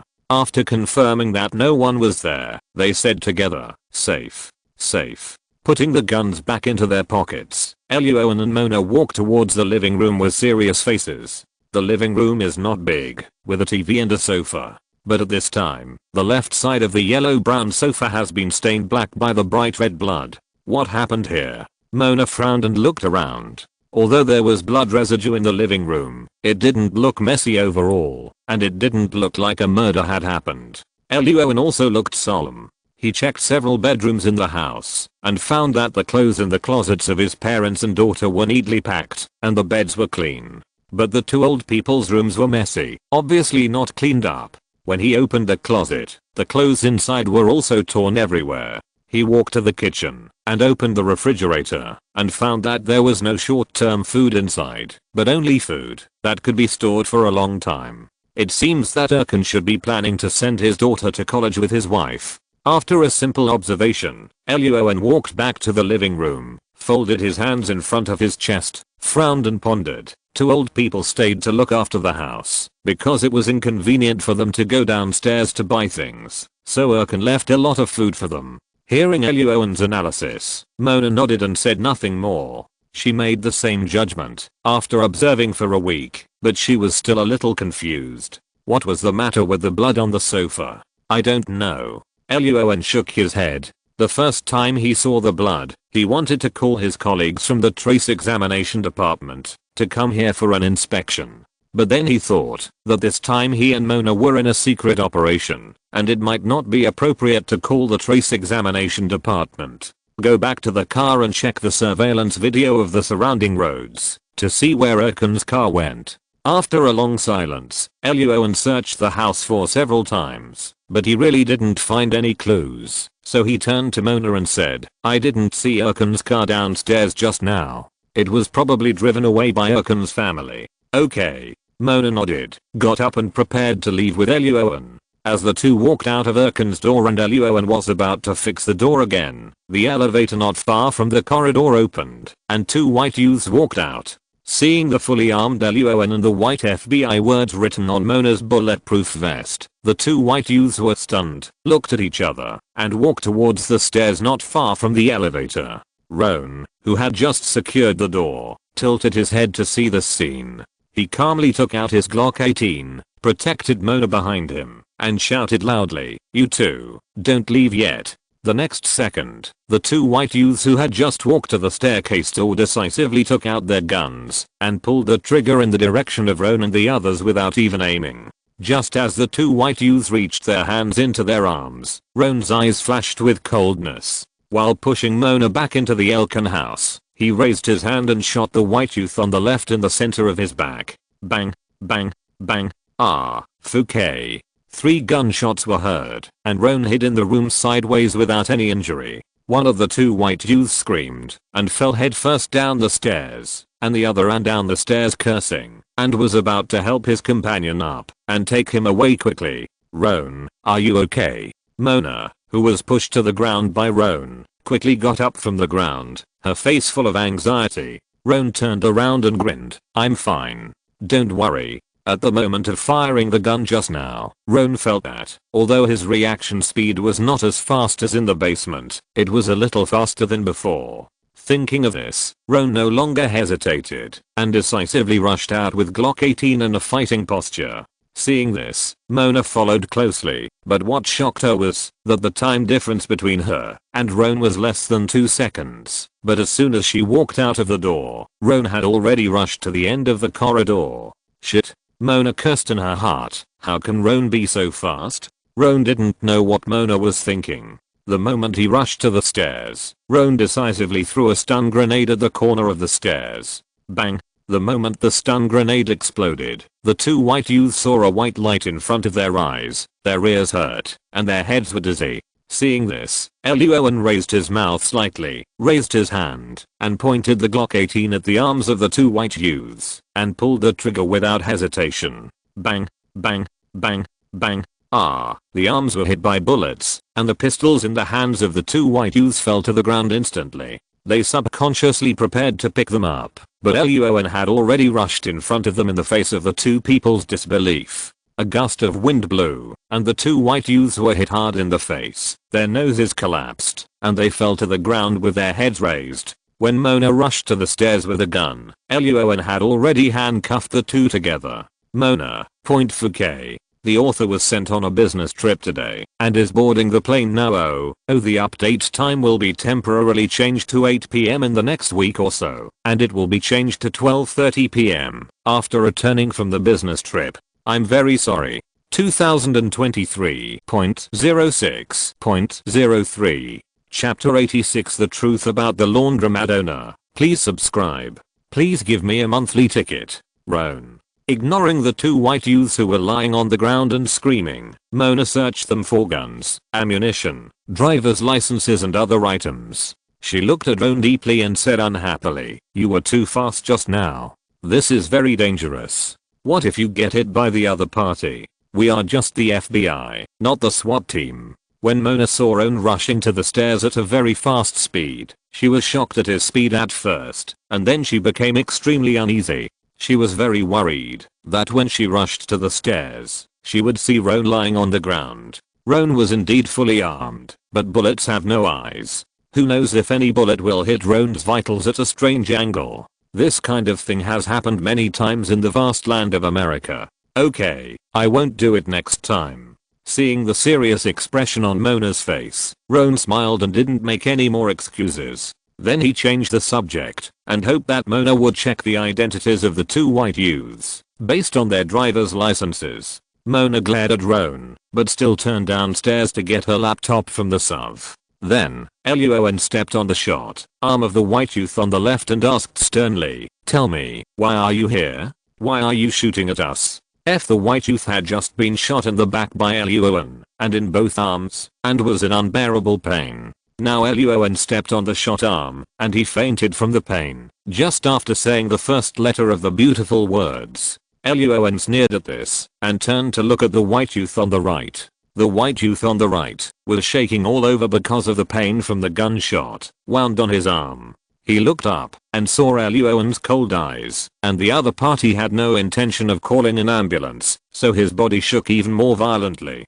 Seeing the hesitation on the other party's face, wanting to speak, but not daring to, Luo An had some guesses about the identities of the two, so he said in a cold voice, "If you don't tell, you will definitely go to see God in a few minutes. If you tell it, you may go to see God after you die of old age." Hearing this, the white young man on the right was stunned. They fired first. Even if he died here from excessive blood loss in a few minutes, the FBI would most likely just put him on administrative leave afterwards. So he hurriedly said, "My name is Harry, his name is Dominic. We just came here to look for someone today, and we didn't want to conflict with you FBI, but you called us just now, and we were scared, so we subconsciously fired. Please call an ambulance quickly. Are you so nervous about looking for someone?" Facing the FBI's questioning, you directly choose to shoot. Lying to FBI agents is a felony. Hearing this, Luo An frowned slightly, took out his mobile phone and shook it in front of Harry, and said coldly, "You'd better think it over." Harry is 21 years old this year. He has not received much education, since he was a child. His whole character can be described in 4 words: bully the weak and fear the strong. When it really came to his life and death, Harry was trembling with fear. Thinking of what Ron had said before, he immediately confessed everything. "We just came to ask for money from Erkan's family." Harry said that he was a member of a small gang a few streets away, the Black River Gang, and had just joined the gang for less than 3 months. One of the businesses of this gang was to lend money. Erkan had borrowed a large sum of money from them a few days ago, and today the boss of their gang sent the 2 of them to urge him to remember to repay the loan when it was due. As for the fact that they had just shot at Ron and the other 2, Harry said that Dominic was the leader of the 2 and had killed someone. Just now, he subconsciously shot at Ron and the other 2 because he heard Dominic asking him to shoot. "Did Erkan borrow money from you?" Ron was stunned when he heard this news and then asked, "When did it happen?" "Last week." Hearing this, Ron narrowed his eyes slightly, thinking that Erkan had also borrowed money from the Hyena gang before and paid it back quickly. Ron understood. Erkan is playing the game of using loans to pay off loans. But Luo An is very confused. How can Erkan be so bold and dare to play with the gangsters' money like this? This is very inconsistent with Erkan's usual personality and performance. You said at first that you were looking for someone, and then you said that you were looking for money. Luo An tilted his head and found the inconsistency in Harry's words, so he grinned and asked, "Which one is true?" "The latter one is true." Feeling his body shaking more and more, Harry's lips trembled and said, "Last night, Erkan had a conflict with one of our gang members in a nearby supermarket and was accidentally shot with a pistol by someone in our gang. This morning, people from our gang nearby accidentally discovered that Erkan actually took his parents in the car, so they guessed that Erkan was planning to run away with the money. When the boss found out, he sent someone to intercept their car halfway and took them back to our bar. Then not long ago, the boss sent the 2 of us to Erkan's house to look for money." Harry's face became uglier and uglier as he spoke, and he was already pale at the end, as if he was about to fall into a coma. Seeing this, Luo An immediately pressed the phone to send a message to Mona. After a while, several medical staff came up with a stretcher, put the 2 on the stretcher, carried them back to the ambulance, and took them to the hospital. In fact, when Mona took the 2 people's driver's licenses downstairs to check their identities, Luo An had already asked Mona to call the ambulance from the nearest hospital and asked them to hurry here to pick up the people. The ambulance left quickly. Mona sat in the co-pilot of the SUV, tilted her head, and looked at Luo An, who notified the New York Police Department and asked, "Has the other party confessed everything?" Luo An nodded. "This story is not complicated.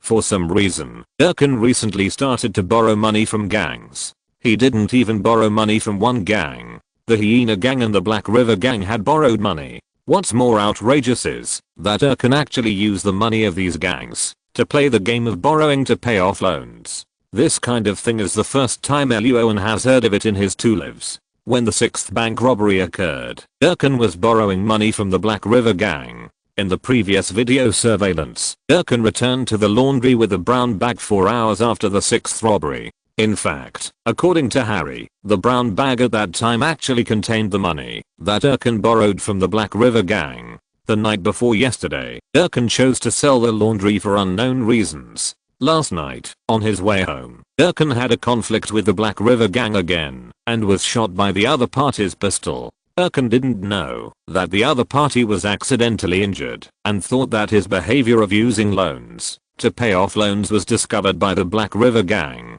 His plan to drive his daughter to school was temporarily interrupted, and he chose to drive away with his family. As a result, he was detained by the boss of the Black River gang halfway. What should we do next? After listening to Luo An's narration, Mona's eyebrows trembled. She had never seen such a bold person. With 10 fingers dancing on the keyboard, Mona quickly found the bar of the Black River gang, which was a 10-minute drive from here. Call Norton from the Organized Crime Investigation Department and ask him to contact SWAT. Luo An rubbed his temple speechlessly. He originally thought that Erkan was a bank robber, but he didn't expect that the other party was borrowing to support loans. When the bank robbery happened, Erkan was actually borrowing money from the gang. The difference between the 2 is really a bit outrageous. Mona nodded, then frowned slightly. So, this case has nothing to do with the bank robbery. Did we come here for nothing? No. Luo An shook his head, turned to Mona and smiled. We have a chance to rescue the prospective college student Serena from the gang, so it's not in vain. Luo An had felt Mona's envy of Elkan's daughter Serena before, and thinking of Mona's family situation that he had learned before, he had a little understanding of Mona. Sure enough, hearing what Luo An said, Mona's hand that was typing on the keyboard paused slightly, and the corners of her mouth raised slightly. Dear book friends, the author Bo's here. I'm really sorry for today and the next week. There is no way. My boss sent me out on a business trip. I can only update later. Chapter 87 New analysis of the bank robbery. Please subscribe. Please give me a monthly ticket. The number 5 investigation team can actually handle the gang's affairs, but Luo An and Mona were acting privately this time and could not attract too much attention, so they called Norton from the organized crime investigation team. After telling Norton the whole story, Norton learned that the Black River gang was just a small gang that loaned money at high interest rates and immediately led the SWAT team here and took advantage of the gang's unpreparedness to quickly raid and easily destroy the small gang. Thank you for your hard work this time. Roan glanced at the main gang leaders who were stuffed into the car by SWAT, smiled and stretched out his hand to shake Norton. I didn't expect that. I had just destroyed a big gang in the morning, and I had to destroy a small gang in the afternoon. It's not hard. Norton was full of joy, pointed to the reporter who came out of nowhere not far away, and whispered to Roan with a smile. Thank you very much, Roan, for giving me the opportunity to be on the news again. As far as the United States is concerned, fighting gangs is not casual. Law enforcement agencies not only need physical evidence that can accurately convict gang leaders, but also need human evidence that can testify in court. It happened that the Elkan family was trapped in the bar at this time. The most difficult human evidence had been dealt with, and the remaining physical evidence was not a problem for the FBI at all. As far as Norton was concerned, this gang was completely a credit given to him by Roan.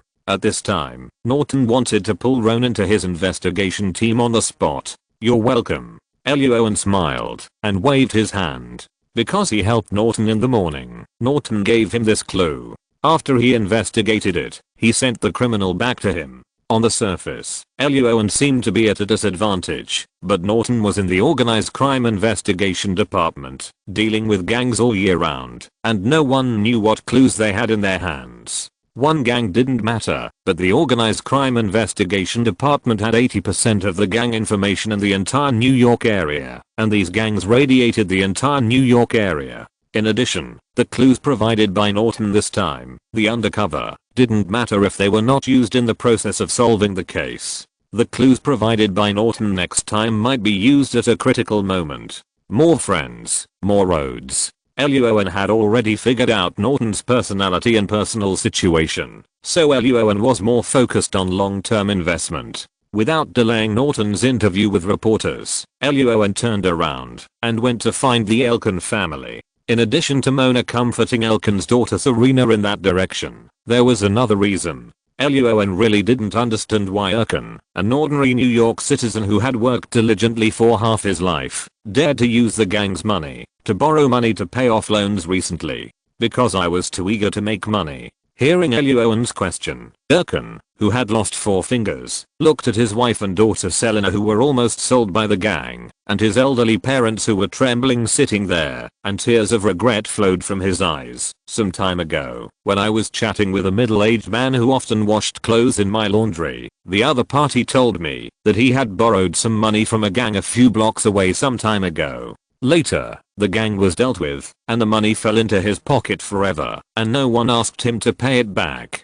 Hearing this, Luo An raised his eyebrows, as if he understood something. Sure enough, Elkan continued, when I learned that my daughter got a recommendation letter for college, I was proud of her, but also very anxious, because I couldn't afford to send her to college, and I could only watch my daughter choose the one that would carry a high college loan for at least 20 years. After thinking for a long time, I decided to imitate the middle-aged man who often came to my laundry to wash clothes, and go to the nearby hyena gang to borrow money. Luo An frowned slightly, and asked in confusion, The premise of this kind of borrowing behavior is that you can be sure that the gang will be dealt with in the near future. The hyena gang was still very powerful before today. Elkin whispered, the laundry has been here for more than 10 years. I know a lot of people. In addition to the NYPD, there are also D, and even your FBI. Luo An heard this and sighed silently in his heart. Sure enough, in America, secrets are meant to be leaked, and this is indeed true. According to Elkin's description, he learned from some people some time ago that a small gang nearby would be dealt with in the near future, so he tentatively borrowed a few $dozen from that small gang. A few days later, the small gang was really dealt with, and no one came to him to ask for repayment. Since then, Elkin has paid more and more attention to gangs in various districts of New York, and the amount of money he borrowed has also begun to increase little by little. During this period, Elkin also paid back the money several times, but his repayment was only to borrow more money next time. Returning to the number 5 investigation team, Mona sat back in the chair and stretched her body. Luo An sat in the chair, looking at the folder of the serial bank robbery case, stroking his chin and thinking. What's wrong, Roan? Mona was in a good mood at the moment. Seeing Roan's pensive expression, she immediately tilted her head and asked, isn't this case solved? Although it is not a bank robbery, the laundry shop owner has nothing to do with the bank robbers. No, Mona. Hearing this, Roan narrowed his eyes and shook his head slowly. They are related. Mona was stunned and tilted her head in confusion. What do you mean? Roan did not answer Mona's question directly, but put the folder of the bank robbery in front of her and asked in a low voice, Mona, do you think these 6 bank robberies were committed by the same group of people? Huh? Mona was puzzled, looked at the folder carefully, and looked up and asked, isn't it? Robert had previously stated that the 6th bank robbery was committed by the owner of the laundry shop, but now it has been confirmed that the other party was not a bank robber. At the time of the incident, Elkin was borrowing money from the gang.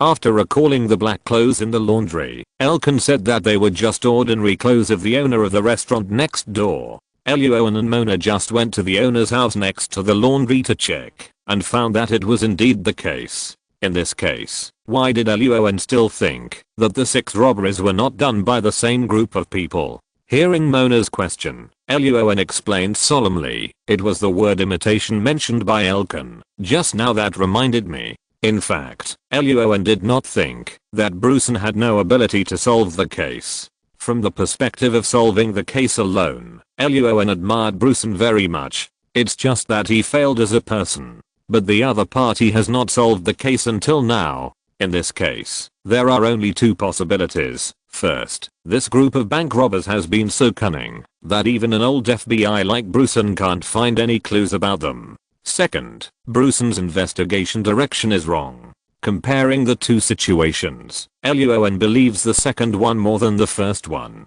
If the truth is the second one, then carefully observe the several directions that Brunson targeted during the case-solving process. The most important one is, the 6 bank robberies were committed by the same group of people, and they are a group of veterans, or have served in the military, so the entire operation process was very efficient and straightforward. After listening to Luo An's analysis, Mona covered her mouth and said in surprise, so, what you mean is that the 6 bank robberies were not committed by the same group of people, and they have no experience of serving in the military? Chapter 88 Taking on the case. It's just a possibility. Luo An rubbed his temple. The folder in his hand only contained a general overview of the bank robbery, and there was no testimony from the witnesses at the scene of the crime. The file Veritas had given him before only contained the general process of Browson's investigation of the bank robbery, and there were no details either. So Luo An's judgment on this case was just a reasonable speculation.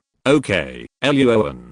Seeing Luo An frowning and thinking, Mona turned around and started typing on the keyboard again with her 10 fingers flying. We are not responsible for this case. Didn't Veritas tell you just now that she would not take this case?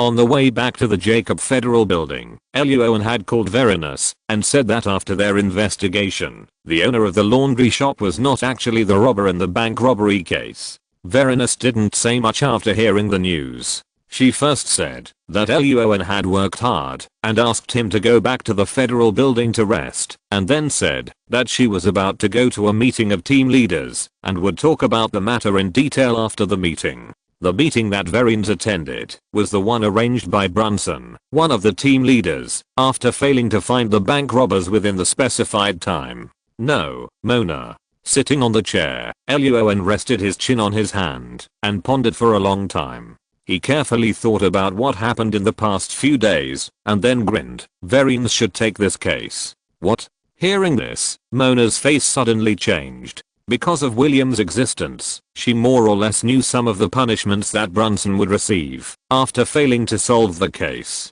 In this case, Vereen still took this case. It's okay, Mona. Seeing the worried expression on Mona's face, Luo An laughed and comforted. We are different from Brunson. Mona was stunned. What do you mean?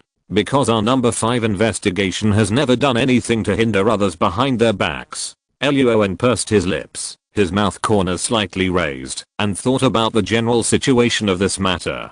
Logically speaking, it was just a bank robbery. There were many such cases in New York, a place with simple folk customs, and many of them were not solved. Under such circumstances, it felt like something was not right that Bruce was asked to set a time limit for solving the case. However, when he thought about how Bruce secretly contacted reporters when he solved the last kidnapping case that was upgraded to a serial murder and dismemberment case, it all made sense. Their 14 investigation teams were frontline operations departments, and the superiors were not blind, so how could they not see such naked things that dragged down their teammates? The superiors were very angry, and the consequences were very serious. Vereen's had told Luo An that Bruce joined another foundation, so it was not convenient for the superiors to directly fire Bruce. But afterwards, he was assigned to the newly established 14th investigation team and made Bruce the team leader of that investigation team. This was easy for the superiors to do. The second step was to find a case whose outcome could be big or small, hand it over to the 14th investigation team, and then use rhetoric to force Bruce to set a time limit for solving the case. Thinking of this, Luo An laughed. If Luo An had not solved the case at that time, and Bruce had volunteered to handle the case, then in order to deal with the group of reporters outside, the superiors would have had to endure it first, and while punishing Vereen's, they would have assigned part of her investigation team to Bruce. Then they would find a way to deal with Bruce. But Luo An successfully solved the serial murder and dismemberment case that was upgraded from the kidnapping case. This was the knife that was really stuck in Bruce's chest and gave the superiors a reason to take action. It was also the real reason why Bruce hated Luo An to death. Because without Luo An, he had succeeded. Thinking about things to this point, Luo An understood a lot. If he guessed correctly, Bruce would be punished 100% in the meeting, because this was already decided before. But after the case was handed over to someone else, the punishment for failing to solve the case would probably be far less severe than that for Bruce. Sure enough, half an hour later, Luo An's phone rang. Luo An pressed the answer button, and Vereen's cold voice came from the other end of the phone. Come to me, immediately. Okay, sir. Luo An's mouth curled up slightly, and he decisively agreed. Although Vereen's voice did not change much, Luo An still heard the hidden excitement in her tone. Sit down. After knocking on the door and entering Vereen's office, the other party still didn't say anything nonsense. After letting Luo An sit down, he directly crossed his legs, leaned back, and said coldly, Luo An, I took over this serial bank robbery case. Okay, sir. Luo An smiled and nodded, without any other expression. This made Vereen's pause what she was about to say. She looked at Luo An carefully for a long time, and Vereen's pursed her lips slightly. You think very quickly. Without waiting for Luo An to speak, Vereen's took out a folder from the desk and handed it to Luo An. This is the transfer report of the serial bank robbery case. The number 14 investigation team will hand over the case to your number 5 investigation team later. Okay. Luo An nodded, took the file, and smiled without saying anything, looking at Vereen's quietly. Seeing this, Vereen's did not pretend to be false, and said directly, in the meeting just now, The special agent supervisor learned that Brunson did not solve the case within the specified time and scolded him, and then announced on the spot that he would be transferred to the suburban branch of the FBI New York branch. Hearing this news, Luo An's mouth immediately opened. Sure enough, the special agent supervisor took action against Brunson. Seeing the expression on Luo An's face, Verinus was also in a good mood.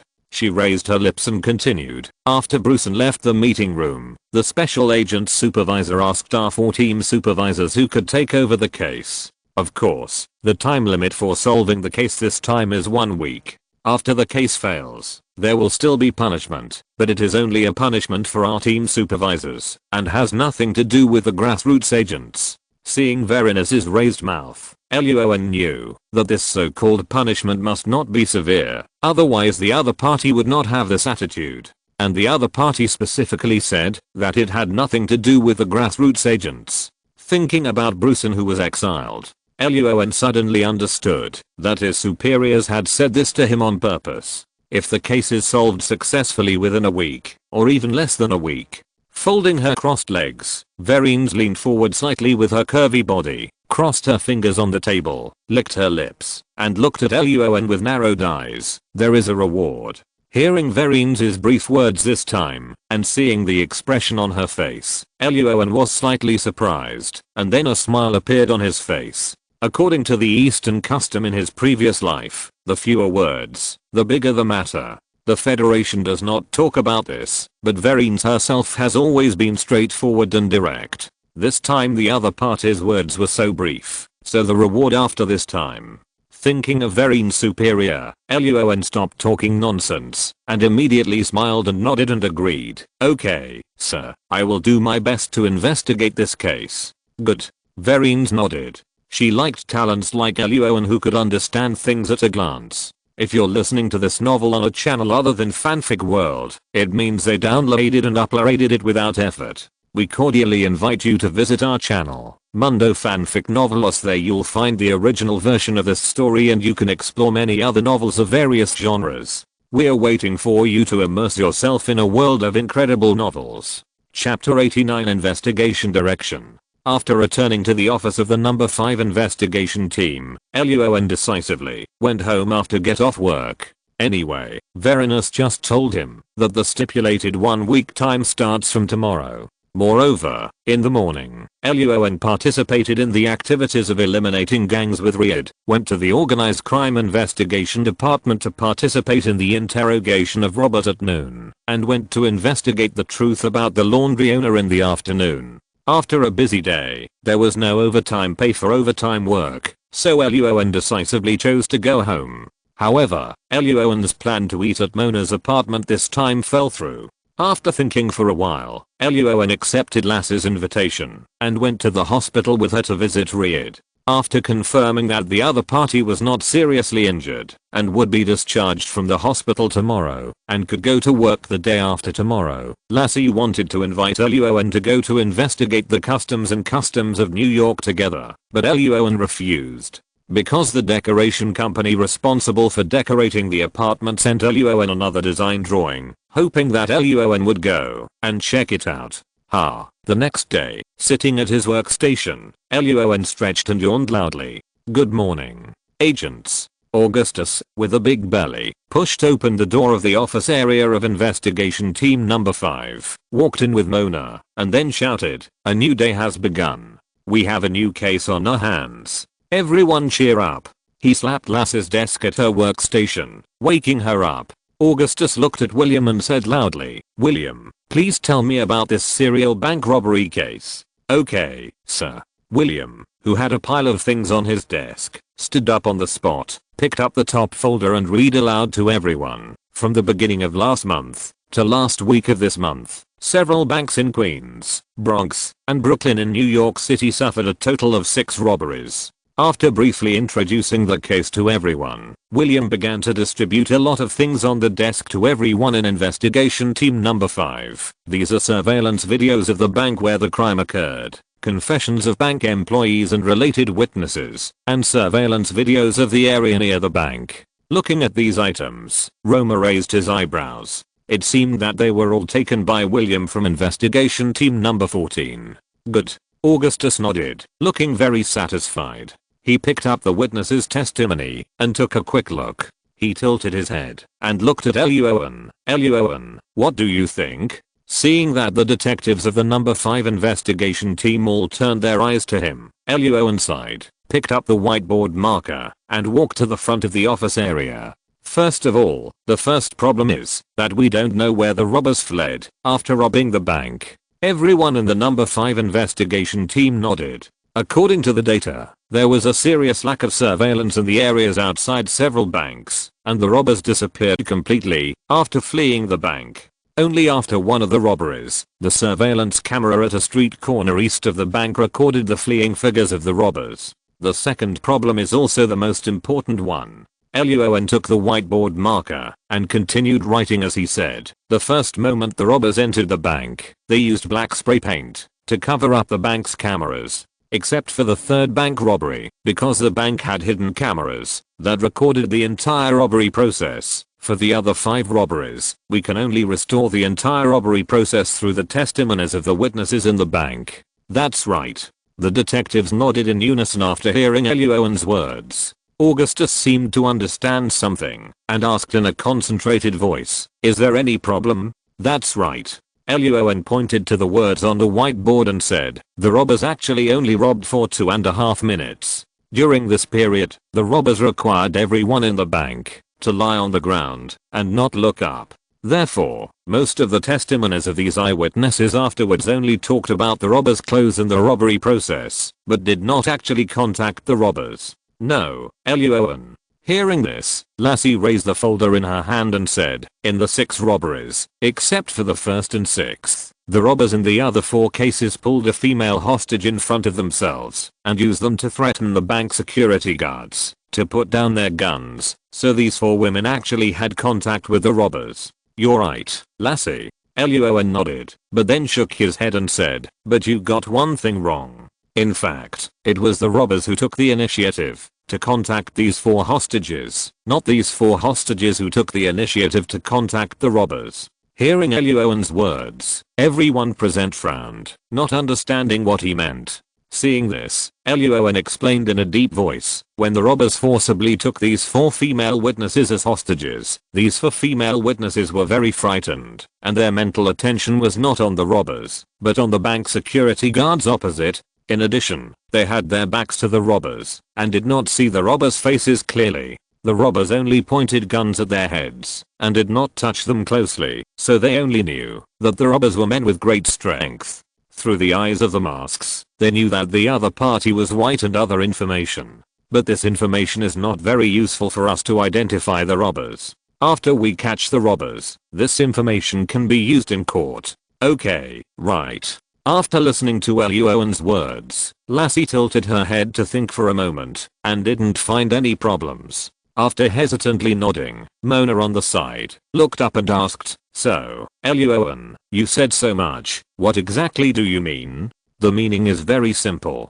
Luo An stepped forward, put all the witness testimonies aside, put all the surveillance videos aside, and then said in a deep voice, the process of handling the case by the 14th investigation team is mainly based on large-scale investigations, such as checking the robbers' tattoos, checking the surveillance cameras near the bank, and questioning relevant witnesses. The bank's surveillance videos, except for the hidden camera video of the 3rd robbery, did not conduct a detailed analysis of the other 5 surveillance videos because of their average image quality and short time. This time we need to do the opposite and focus more on these 5 surveillance videos. The testimony of witnesses can be put aside for a while. What? Hearing Luo An's words, Mona frowned and pointed at the computer screen and said, you also know that the surveillance video quality of these banks is average, and the whole process from the robber entering the bank to smearing the camera with black paint took less than 10 seconds. With just such a short video clip, how can we catch the bank robber with them?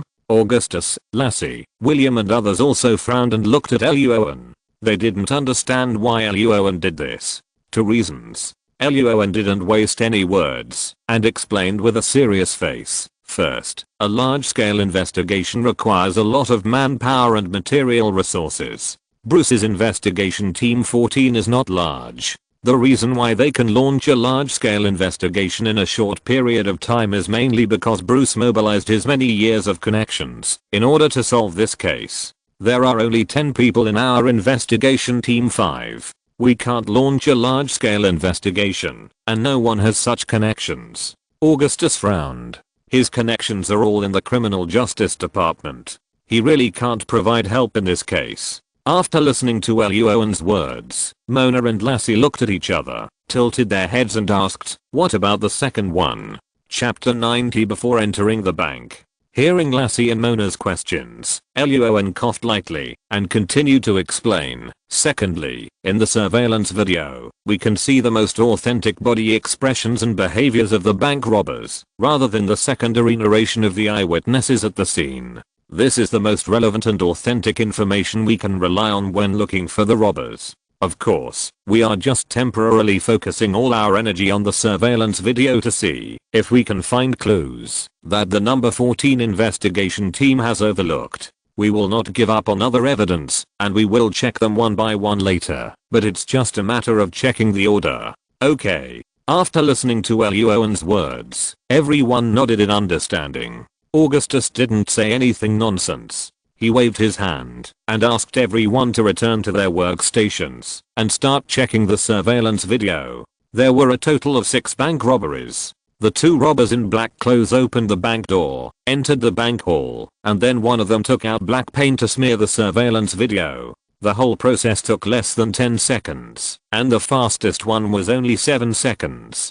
Seeing this scene, Mona's eyelids trembled, and the others also had complicated expressions and cast their eyes on Luo An. Luo An was not affected by the public's gaze. He carefully reviewed the surveillance videos of the robbers entering the bank in the 6 cases. After a long silence, he tilted his head and looked at Mona. "Mona, can you put these 6 videos on the same screen and play them together?" "Yes, but if you do that, the videos will be completely unclear." Mona shook her head. It was 2005 at that time. The computer screen was so small. If the 6 videos were put together, the images on the screen would be very crowded. Not only that, the quality of the surveillance videos of these banks was also very ordinary, far from being as clear as in later times. If you zoom in a little, the characters in the video will be blurred. Okay. Luo An nodded and did not continue to dwell on this issue. Then he began to slow down the videos in the computer bit by bit. At the same time, Luo An took out a notebook and wrote and drew while playing the videos. Seeing that Luo An was addicted to the surveillance videos, Augustus patted his big belly and picked up a folder. "Lassie." Augustus simply flipped through the folder for a while, turned to look at Lassie, and asked, "In addition to the hostages held by the robbers, the bank employees who were frightened by the information in the transparent folder also had close contact with the robbers. Did they mention the robbers' faces or pupil color?" Hearing Augustus' words, Lassie took out the folder of confession and flipped through it. After carefully checking it, she shook her head and said, "It is true that several bank employees mentioned the robber's pupil color, but there were all kinds of colors: brown, black, dark brown. They all mentioned it. As for the face, several bank employees said that through the 2 holes in the eyes of the black hood, they saw that the other part his skin was white. It seems that the threat of the white robber, Mr. Robber, scared these ladies." Augustus heard Lassie's words, shook his head, and said nothing more. Those bank employees were ordinary people, without professional training, and it was normal for their memories to be confused after being frightened. Especially since the robbers also threatened their families. Thinking of the transparent file bag of the robbers, which contained the family information of the bank staff, Augustus suddenly thought of something and asked with his head tilted, "Have you investigated the robbers and how they knew the identity information of the bank staff's families?" Investigation Team 14 has already checked. Hearing Augustus' words, William next to him took out a folder and spread his hands. When the robbers threatened the bank staff, the family information of the bank staff provided was just simple names, contact information, and home addresses. If you want to find out this information, you can get it from many channels, such as hospitals, post offices, schools, restaurants, etc. The scope is too wide, and we have no way of knowing where the robbers got this information from. America has always boasted that it attaches importance to citizens' privacy and protects citizens' private information. But in fact, America is one of the countries in the world with the most serious personal information leaks. Okay. After listening to William's words, Augustus frowned and patted his stomach. He found that the direction he could think of, the 14th investigation team seemed to have thought of it and investigated it, but in the end, no results were found. In the final analysis, there are too few surveillance videos in the outer area of the bank. As long as the robbers leave the bank, their figures disappear completely. I don't know if this counts as a clue. After a long time, Mona suddenly spoke up, attracting the attention of the three people. I found that in 6 robberies, the bank robbers pushed the bank door open in some ways, and in others, they pulled it open outwards. Hearing Mona's words, Augustus and William looked at each other and saw the confusion in each other's eyes, but Lassie nodded. You mean, in cases 1, 2, and 4, the robbers pushed the bank door inwards, and in cases 3, 5, and 6, the robbers pulled the bank door outwards, right? That's right. Mona nodded, then tilted her head to explain to Augustus, William and others. Luo An had previously speculated that these 6 bank robberies were not committed by the same group of robbers. Seeing the confusion in Augustus and Lassie's eyes, Mona briefly introduced to them the matter of their previous investigation of the laundry owner. After listening to Mona's introduction, William was shocked by Elkan's courage. Augustus tilted his head and said thoughtfully, if these 6 cases were not committed by the same group of people, it would explain why Browson failed to solve the case successfully. If the direction is deviated, no matter how hard you try, you will not get the answer you want. Augustus' words reached Lassie's ears. She raised her eyebrows and called up the surveillance video in the computer with a serious expression. In the 6 cases, the robbers opened the bank door in different ways each time. Some pulled back, and some pushed forward. Judging from this situation alone, cases 124 were a group of robbers, and cases 356 were a group of robbers. But if you focus on the robbers' actions of spraying paint on the camera, cases 146 were left first and then right, and cases 235 were right first and then left. Ignoring the dress and other things, just from the perspective of the robbers' actions, in the 6 cases, although the robbers had the same overall means of committing crimes, there were many differences in the details of the actions, and a new arrangement and combination would appear every time. A lot of actions lead to a lot of permutations and combinations, and it is impossible to infer which case was committed by which group. After hearing what Lassie said, Mona and Augustus frowned. Beside the few people, Luo An didn't say a word, but the notebook in his hand was already filled with several pages of text. The video screen in the computer was still playing slowly. Suddenly, Luo An's pupils shrank slightly, and he suddenly drew a circle heavily on one of the lines of text on the notebook page. Mona on the side saw Luo An's action and asked hurriedly, Luo An, did you find anything? I found a few small details. Seeing that everyone turned their eyes to himself, Luo An did not hide anything. While adjusting the video in the computer to the corresponding position, he said, watch carefully. Chapter 91, 15 seconds. 2023-06-15. Here is the footage before the robbers entered the bank. Luo An pointed to the first scenes of several surveillance videos. In the video, 2 robbers wearing black clothes and black pants, wearing black gloves and black hoods, and holding a black shoulder bag suddenly appeared from the side of the road outside the bank, and then walked quickly to the front door of the bank. Luo An slowed down the video, and pointed out a small detail to Augustus and Mona. When the 2 robbers first appeared in the video, they all put their hands on their chests. What's wrong, Luo An?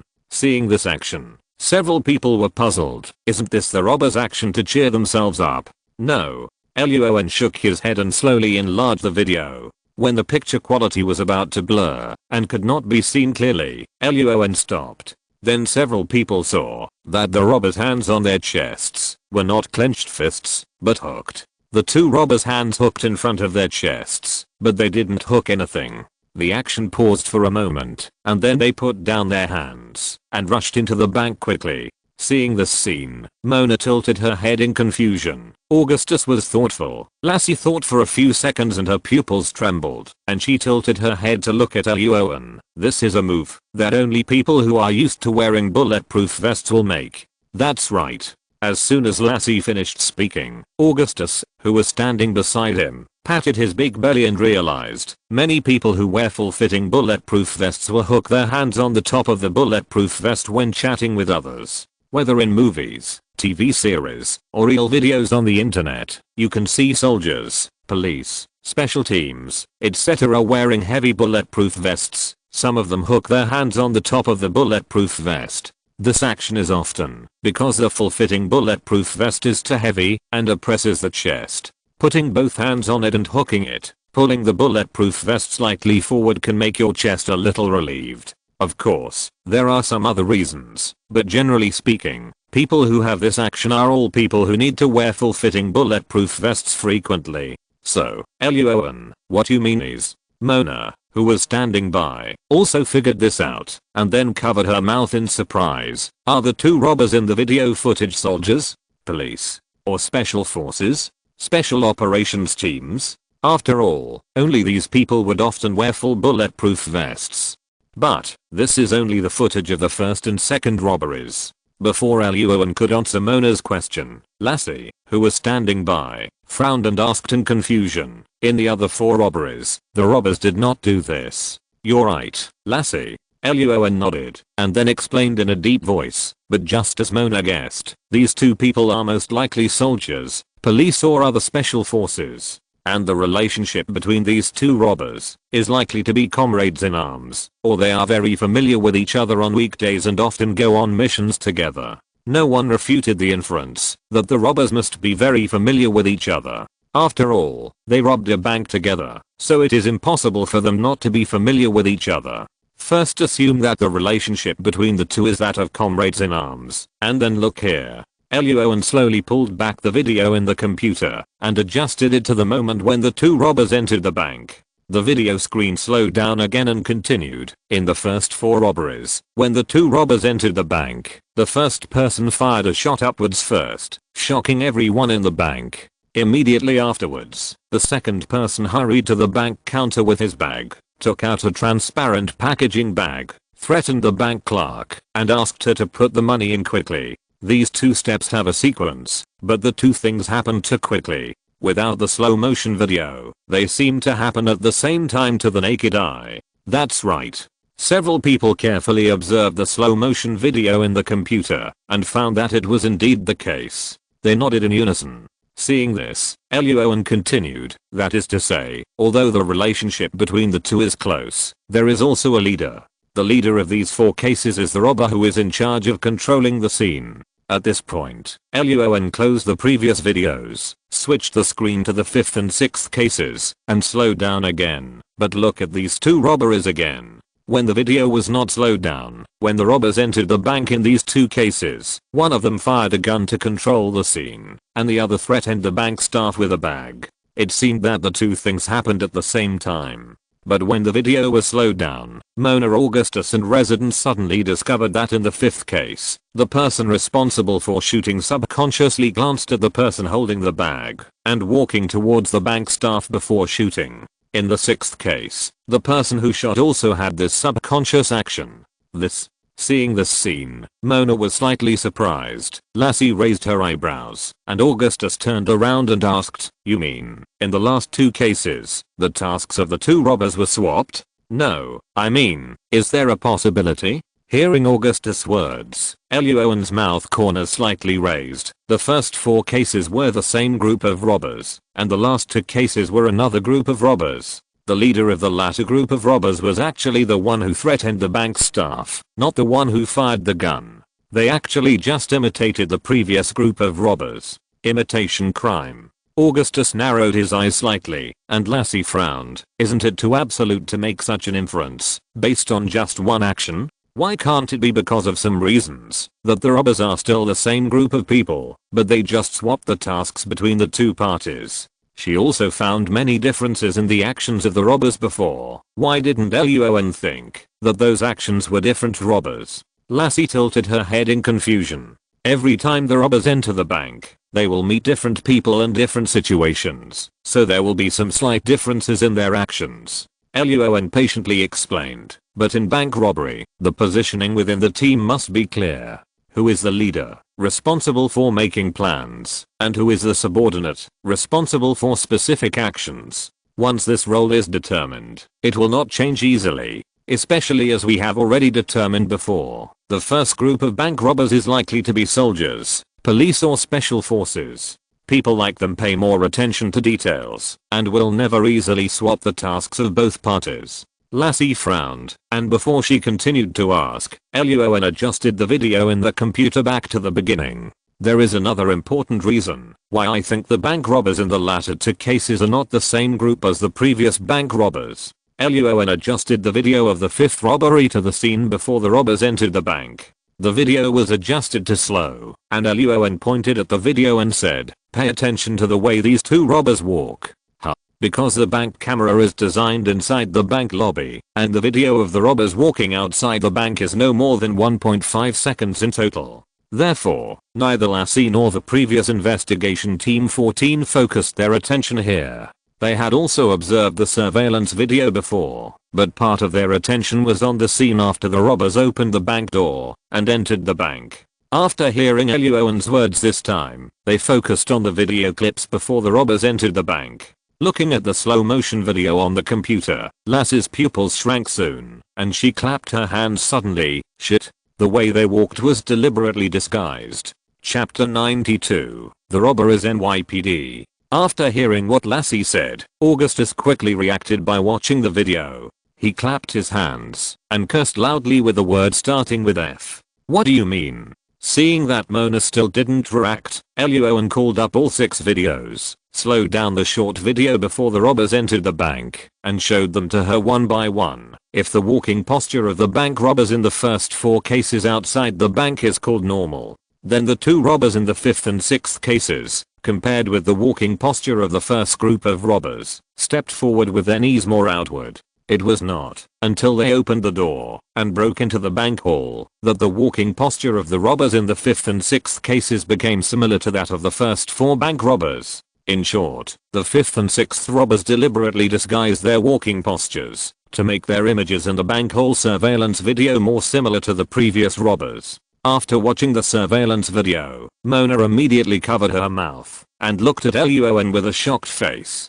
She never expected that Luo An actually found clues to prove the copycat of the case, and it was in a video of less than 2 seconds. After Lassie finished scolding the robber, she also looked at Luo An with astonishment. Unlike Mona, Lassie was very shocked by Luo An's carefulness and observation. Augustus patted his big belly and grinned. He knew that Luo An would never let him down. What should we do next? After a long silence, Mona subconsciously tilted her head to look at Luo An. She was used to looking for Luo An when she was in a dilemma. Even if we know there is an imitator, I'm afraid we can't find him, right? The surveillance video is too short. Except for the 3rd case, the videos of the other cases are only about 10 seconds. Now even if we know that the 5th and 6th cases are really imitations, the surveillance video can't find more clues. Unless we start to check the testimony of the witnesses at the crime scene. But those witnesses were frightened after all, and there was only a general situation in their testimony. Even if someone said some details, it is impossible to judge whether it is true or false. Lassie frowned. If the other party is imitating the crime, does it mean that this group of people clearly know the details of the previous cases? You are right. Luo An pointed to the computer video that was still playing and said, the imitator must know the height, weight, dress, and methods of the robbers. The interval between the 5th case and the 4th case was not long, only less than a week, and the time was very tight. In such a short time, they were able to imitate the first group of robbers so similarly, and they must have practiced a lot. Hearing Luo An's words, several people present nodded in unison. Lassie was silent for a moment and then whispered, besides the detectives of the 14th investigation team, only the NYPD can clearly know the details of the previous 4 cases. After the bank was robbed, the alarm bell was pressed. Although the FBI would also receive the news, it was the NYPD that arrived at the bank first. After all, they have patrol officers patrolling the streets, and maintaining order at the crime scene is also one of their jobs. What? Hearing Lassie's words, Augustus' grinning mouth suddenly closed, and then looked at her with a serious expression. Are you sure? Accusing the New York police is a very serious matter. The New York police are numerous and powerful, with more than 30,000 people. The funding is also very huge. In the budget and expenditure ranking of the police department, it ranks first in the entire federation. In addition, the police are extremely united when facing agencies like the FBI, so unless there is 100% direct evidence, the FBI will not easily touch them. The NYPD is actually only one side. Roan next to him shook his head. He thought that the probability that the NYPD was the robber in the last 2 robberies was very small. In addition to the New York police, when the first 4 cases occurred, the witnesses who were locked in the bank employees, bank security guards, bank managers, etc., all had the possibility of committing the crime. Hearing Roan's words, Augustus's slightly frowned brows relaxed a little, and Lassie pondered for a moment and nodded. Mona tilted her head to look at Roan. Roan picked up the confessions of the 5th and 6th cases, flipped through them briefly and said, so our next task is to carefully investigate these people. See if they have any abnormal changes in their economic levels in the recent period of time. As for the first 4 cases, we will investigate after we figure out the circumstances of these 2 cases. Okay. After listening to Roan's analysis, Augustus's big black face smiled. He stood up on the chair with his big belly, waved his hand to the technicians sitting behind him, and shouted loudly, we are going to do the work of the eyes next. Carefully check everyone at the crime scene of the first 4 cases. Their economic situation in the recent period of time must be found out. At the same time, Augustus did not give up the NYPD clue. After pondering for a moment, he turned his gaze to William. You go check the case log to see which New York police have checked the files of the first 4 robberies. If you find an abnormal number of times, report to me immediately. Okay. William nodded heavily with a serious expression, turned and left investigation team number 5. As Augustus's arrangement was completed, the entire number 5 investigation team began to get busy, and Luo An began to drink a cup of coffee and continue to check the surveillance. More than 2 hours later, several technicians from the number 5 investigation team compiled a list of suspicious persons. The list contained basic information such as height and weight, and was similar to the robbers in the previous 4 robberies. Moreover, they had no alibis when the 5th and 6th robberies occurred. The list included witnesses of the first 4 cases, relatives of bank employees, and bank security guards. Seeing that the security guard of the first bank robbery was on the list, Luo An frowned slightly. The list showed that bank security guard Freddy had been a soldier when he was young, and his salary at the bank was average, and his living standard had always been average. Although he did not buy a new car or a new house recently, he started to go to a strip club with a high consumption level after work. On the day of the 5th and 6th robberies, he asked for leave from the bank and did not go to work. This was something Freddy had never done before. Lassie, who was standing by, frowned slightly when she saw the record on the list, but still tilted her head to look at Roan. Do you want to check this security guard? Of course. Roan nodded, put the list away, stood up and took Lassie to the equipment room. Let's see if Mr. Freddy works part-time as a security guard at the strip bar at night, because he is short of money, or if he just goes to the strip bar to enjoy the New York customs and people. The first bank to be robbed. The darks have slowly stopped, and Roan and Lassie, who were fully armed, got out of the car. After pushing open the door and entering the bank, an elderly black security guard with a bulging belly immediately came up to them. Hello, 2 agents. The old black security guard shook hands with Roan, extended his hand to lead the 2 to the reception area in the lobby, and then asked with a smile, is there anything I can help you with? After extending his hand and shaking hands with the other party, Roan did not waste words and asked directly, excuse me, where is Freddy now? Didn't he come to work? He went to buy coffee and should be back soon. Hearing Roan's question, the old black security guard smiled and pointed to the coffee shop diagonally opposite the bank. Coincidentally, at this time, a middle-aged white man wearing a bank security uniform walked into the bank with 2 cups of coffee. Seeing this, the old black man immediately stretched out his hand and shouted, "Freddy, someone is looking for you." Roan and Lassie heard this and immediately turned their eyes to Freddy. When Freddy saw Roan and Lassie, who were fully armed, the smile on his face froze, and then without hesitation, he threw the coffee in his hand aside and turned and ran. Fouquet. Seeing Freddy's back turning around and running without hesitation, Roan and Lassie cursed inwardly and hurriedly got up to chase him. There was a wide road between the bank and the coffee shop opposite. When Roan and Lassie rushed out of the bank, Freddy had already ignored the danger of being hit by a car and quickly ran across the road. "You left, I'm right." Seeing Freddy's back running fast, Lassie didn't hesitate, turned around and said something to Roan, and then ran to catch up.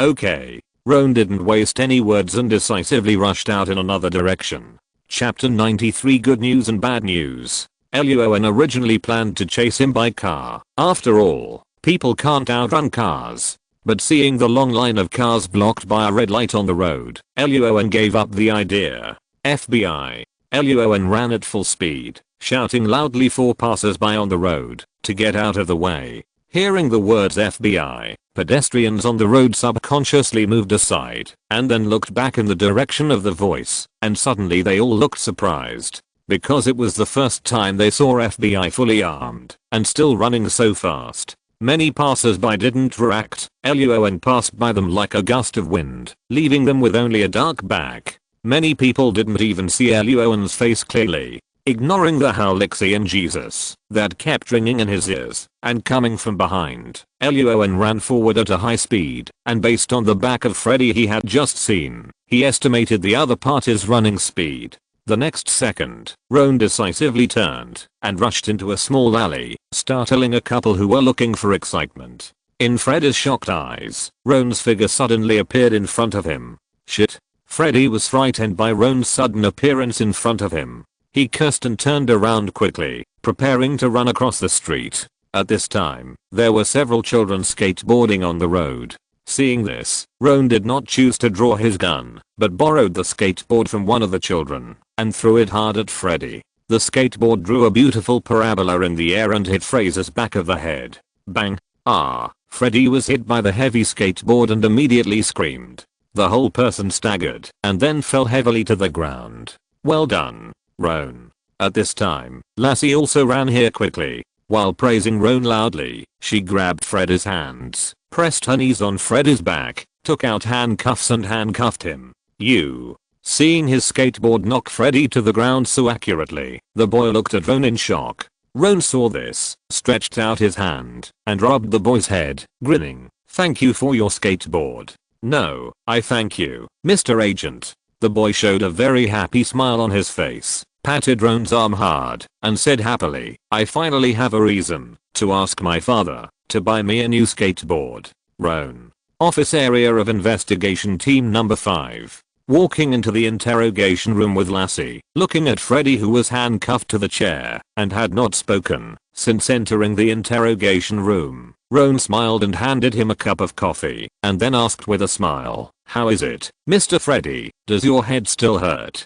Freddy, who was in great pain at the back of his head, glared at Roan fiercely, did not answer, but took a sip of coffee. Then the indescribable bitterness suddenly bloomed in his mouth. "It's very bitter, right?" Seeing Freddy's distorted face, Roan opened the folder in his hand and said with a smile, "I'll tell you an even more bitter news. The skateboard that knocked you down just now is broken, so you need to compensate that kid with a skateboard." Hearing this, Freddy's face twitched, and he almost couldn't hold it back. He took a deep breath to suppress the restlessness in his heart. Roan guessed what the other party was thinking, and then spread his hands and continued to say with a smile, "That kid is very sensible. He didn't pick those particularly expensive skateboards, but only picked one worth $20,000. This money will be deducted from you later. Fouquet you." Hearing this, Freddy's lips trembled, and he couldn't hold it anymore, and he cursed. "What skateboard is worth $20,000? And it was obviously you who broke the skateboard. I'm the victim. It's just $20,000. Anyway, you can afford it." Roan smiled and shook his head. Lassie on the side took out a few photos from the folder, and threw them in front of Freddy, and asked with a serious face, "What's the matter with this money?" The photo showed the $100,000 that Lassie found under the table in the living room of Freddy's house when she went to his house to search for clues not long ago after catching Freddy. This money was not recorded in any of Freddy's bank cards, and it was hidden so secretly that it was obviously from unknown sources. Seeing the photo on the table, Freddy's face changed, and he leaned back in his chair again, his face gloomy, and he said nothing. "Don't you want to tell me?" Seeing Freddy's expression, Lassie's face became serious. Seeing this, Luo An quickly waved his hand to interrupt his teammate's accumulation of power. The situation was not that serious. Lassie tilted her head and looked at Luo An, revealing her own doubts in her eyes. "What are you going to do?" Luo An's mouth corners slightly curled, put away the photo in front of Freddy, coughed lightly, and stared at Freddy's face, but said to Lassie, "This money must not be obtained through legitimate means." "Then what are the illegitimate ways for our Mr. Freddy to get $100,000? Lassie tilted her head in confusion, and did not answer. Freddy showed disdain, but Luo An laughed and continued, "It's nothing more than selling flour, kidnapping, assassination, robbing banks, selling information." The first few nouns did not change Freddy's face at all, especially robbing banks. Luo An frowned immediately, but he continued to stare at Freddy's face and said slowly, "Gangs, fraud, casinos, kidnapping, bombs, murder." Freddy still didn't react to the first few terms until Roan mentioned the bomb. Fraser's eyes suddenly twitched unnaturally to the right, and Roan immediately smiled. "So it's related to bombs." Hearing this, Freddy still had no expression on his face, but his sudden unnatural breathing rhythm and the hesitation of wanting to change his posture, but not changing it, made Roan's smile even bigger. The money in the photo just now was found by Lassie, and the trace examination department had not searched Freddy's home. So Roan put away the folder, stood up and looked at Freddy, and said calmly, "Okay, the interrogation is over. Contact the trace examination department and let them search Freddy's home immediately, as long as there are traces of bombs or bomb raw materials." At this point, Roan suddenly slammed the table heavily. Bang! The loud noise not only frightened Lassie, but also frightened Fraser, who was hesitating and looking down, and he subconsciously looked up at Roan. At this time, Roan's face was no longer smiling, and the coldness in his eyes was clearly visible. His voice was also extremely cold. During the law enforcement process, Mr. Fraser not only resisted the FBI's law enforcement, but also refused to answer the FBI's questions during the interrogation. His attitude was extremely stubborn. "I will tell the judge everything. If nothing unexpected happens, you will spend the rest of your life in the most safe federal prison." Hearing this, Fraser's expression suddenly changed. Just as Roan and Lassie walked out of the interrogation room and immediately closed the door of the interrogation room, Freddy finally couldn't bear it anymore and hurriedly shouted, "I can answer your questions." Lassie raised her lips and was about to turn around and go back to the interrogation room, but Roan grabbed the door of the interrogation room and ignored Freddy and slammed the door shut. Bang! Hearing the faint shouting coming from the interrogation room, Lassie, who had thought it through, smiled and patted Roan's arm. "Roan, your trick is really too old. It doesn't matter whether it's old or not, as long as it works." Roan shrugged. Unless Freddy was ready to spend the rest of his life in prison before being arrested, he would not dare to gamble his own fate on the truth of Roan's story. Obviously, only $100,000 was not enough for Freddy to gamble his rest of his life with Roan. More than an hour later, Lassie and Mona walked out of the interrogation room. Lassie threw a folder to Roan, stretched hard, and said calmly, "Freddy is not the robber in the 5th and 6th bank robberies. When those two cases happened, he was discussing bomb making with a group of people and had no time to commit crimes. Of course, in order to prove that what he said was true, Freddy is willing to help us arrest the group of people who wanted to make bombs." "Okay." Roan nodded, stretched out his hand, and entered the information of the bomb maker mentioned by Freddy into the computer, and a picture of a wanted criminal suddenly appeared in front of him. Seeing the string of numbers under the wanted criminal, Roan smiled and shouted to the detectives beside him, "Everyone, the bad news is that Freddy is not a bank robber. The good news is that we can get a lot of extra money this week." Hearing Roan's words, all the detectives of the number 5 investigation team grinned. Just when Roan was about to say something else, Mona suddenly pulled Roan's arm and whispered in his ear, "Roan, there is new information. Chapter 94 Actor, HMM." Hearing this, Roan tilted his head and was stunned. Mona patted his shoulder and smiled. "Freddy is very regretful now. After learning that we are investigating a bank robbery, he said that he could tell some clues and hoped that we would tell him in front of the judge later."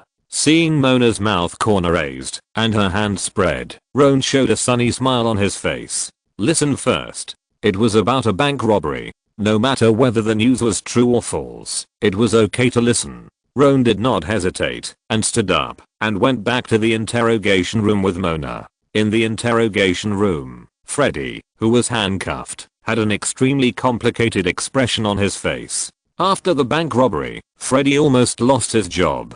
Although he kept his job later, his salary was deducted.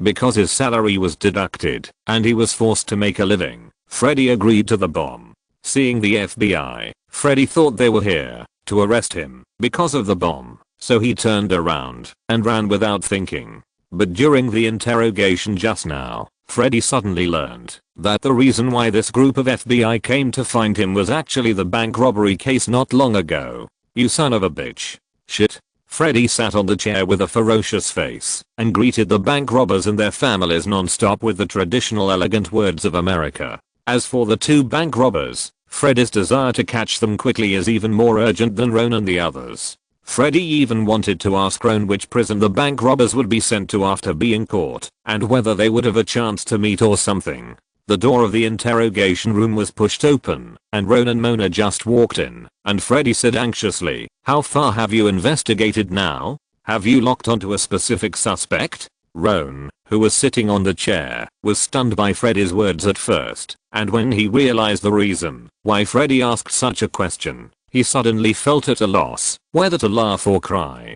But Roan's face did not show it. After opening the folder, he calmly asked, "Freddy, now I'm asking you, not you asking me, okay? Okay. Okay." Hearing Roan's words, Freddy nodded repeatedly and then said directly, "There are definitely more than 2 robbers who robbed the bank." Freddy only knew that there were a total of 6 bank robberies, and he didn't know that the 5th and 6th cases were committed by other people. And when the first bank robbery happened, Freddy happened to be the security guard that day. So what Freddy said was his direct witness at the scene when the robbery happened. More than 2 people. Hearing Freddy's words, Roan frowned, looked up and asked, "What do you mean?" The 2 robbers that day had looked at their phones many times after erasing the surveillance in the bank lobby. Freddy changed to a more comfortable posture and said in a deep voice, "After the robber with a pistol threatened me to put down the pistol with the voice on his phone, I saw in the mirror next to the robber that the phone in his hand had received 2 text messages.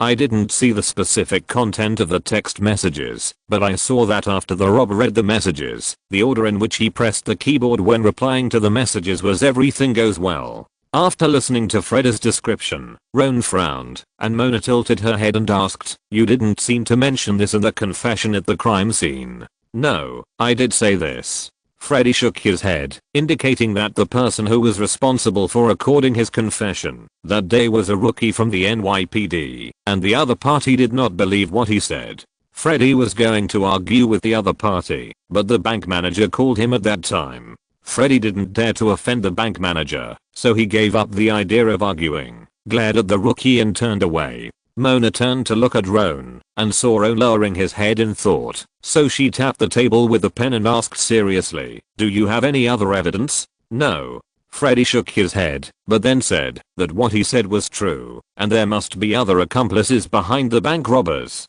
"Okay." After recording this information in his notebook, Roan was silent for a moment and did not express any opinion on this information, but asked casually, "Freddy, do you have any suspects about these 2 bank robbers?" "Yes." Hearing Roan's words, Freddy said categorically, "Before this bank robbery, the bank fired a bank manager. I seriously suspect that person." According to Freddy's description, the first bank that was robbed had a white manager named Owen who was about the same size as the robber some time ago.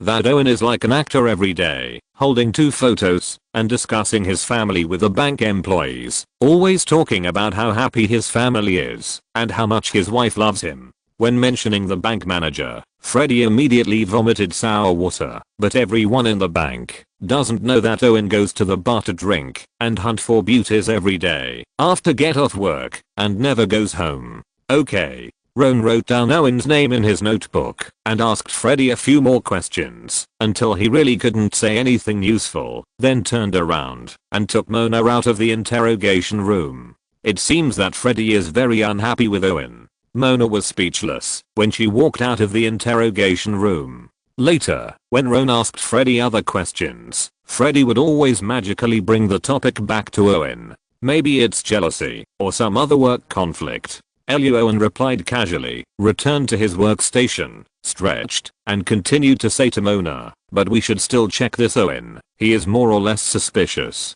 Simply check where this Owen was when the 6 cases occurred, and whether there is an alibi."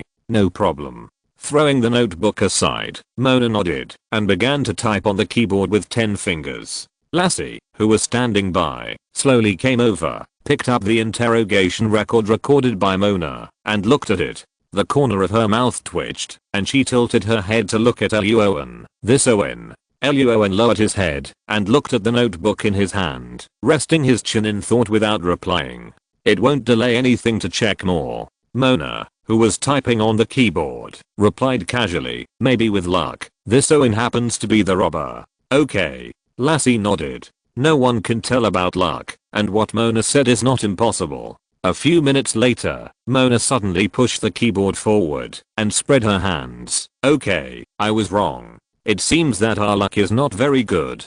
After Owen was fired by the bank for business reasons, he took a plane to leave the Federation and stayed in a European country without returning. Looking at the flight record on the computer screen, Lassie shrugged her shoulders and saw the list of suspicious persons compiled by the technicians before and raised it. "There are more than a dozen people on this list. Do we have to check them one by one?" Mona heard this and was about to say something. Owen, who had been thinking for a long time, suddenly drew a circle on the notebook again. "Owen, what did you find?" Seeing this, Mona and Lassie cast their eyes on Owen. Owen didn't waste words, just nodded and said in a deep voice, "The words Freddy used to describe Owen just now reminded me. Do you think that the group of imitators in the 5th and 6th cases, their real profession, could they be actors?" "Actors?" Hearing this, Mona and Lassie were both stunned. Chapter 95 New Ideas and New Clues. "Yes, they are actors." Owen nodded. Seeing the confusion on the 2 people's faces, he replayed the video in the computer and explained with a serious expression, "You have seen it before. In the 5th and 6th cases, the 2 robbers deliberately disguised their walking postures. But walking posture is not so easy to disguise unless you have received special training.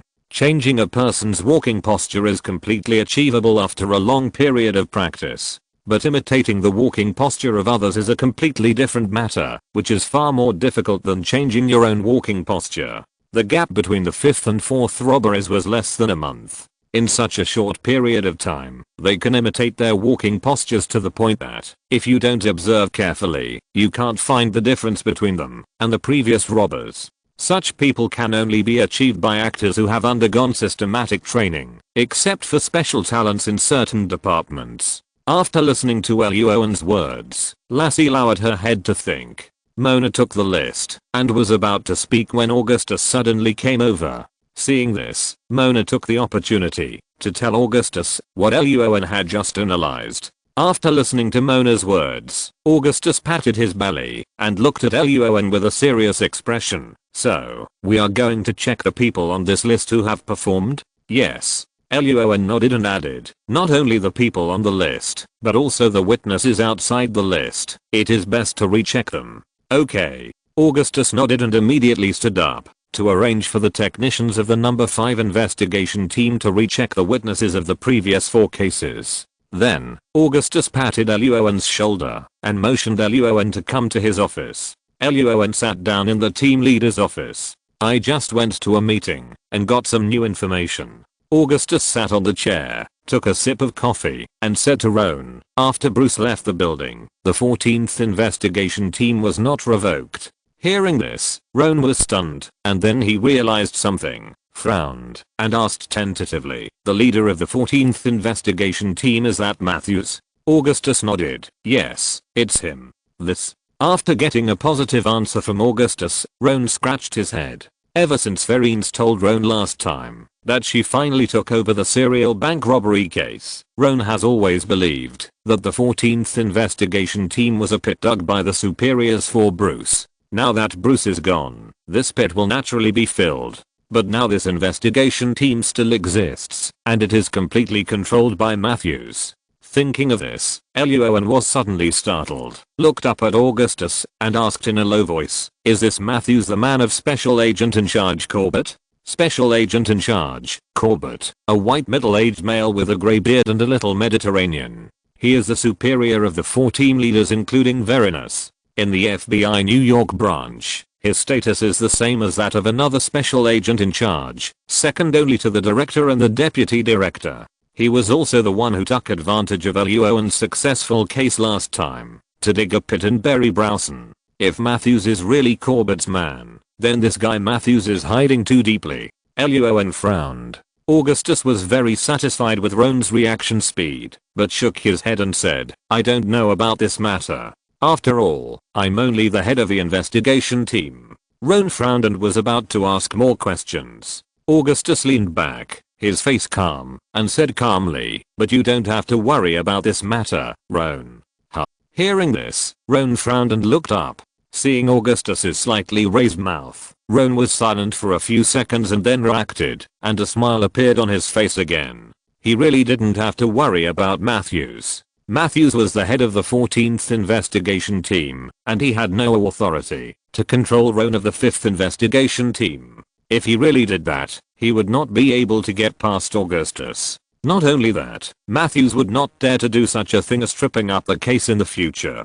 The lesson of Brewson was right in front of him, and Vereen's had been paying attention to Roan, and Roan also caught the attention of Special Agent Corbett because of the serial murder and dismemberment case. In this case, Matthews would probably just taunt Roan behind his back and not really attack him. Thinking of this, Roan showed a sunny smile on his face. I understand. Thank you, sir.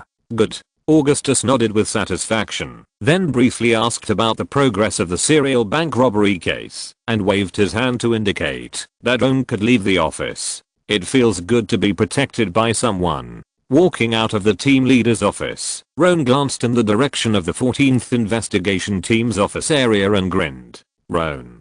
Before Roan could continue to recall the information about Matthews in his mind, Mona in the office area suddenly waved her hand and signaled Roan to hurry over. What's wrong? Roan walked to Mona's side and cast his eyes on the computer, only to hear Mona say, I just checked the bank employees and bank security guards in the previous 4 robberies, and none of them had any experience in learning acting. Hearing this, Roan frowned. Lassie, who was standing by, also took the report from the technician, took a quick look at it, and said to Luo An, those New York citizens who went to the bank to handle business, but were forced to become hostages by the robbers, have never learned acting. Several technicians from the number 5 investigation team checked some people's basic information at an extremely fast speed. Luo An sat back on his chair at his workstation, frowned, and checked the video on the computer again. It's okay, Luo An. Seeing the expression on Luo An's face, Lassie smiled slightly, patted his head, and whispered to comfort him, it's normal to find the wrong clues. Just go back and change your thinking and analyze it again. We just solved a case, and there may be a bomb case in the future, so it's not a loss.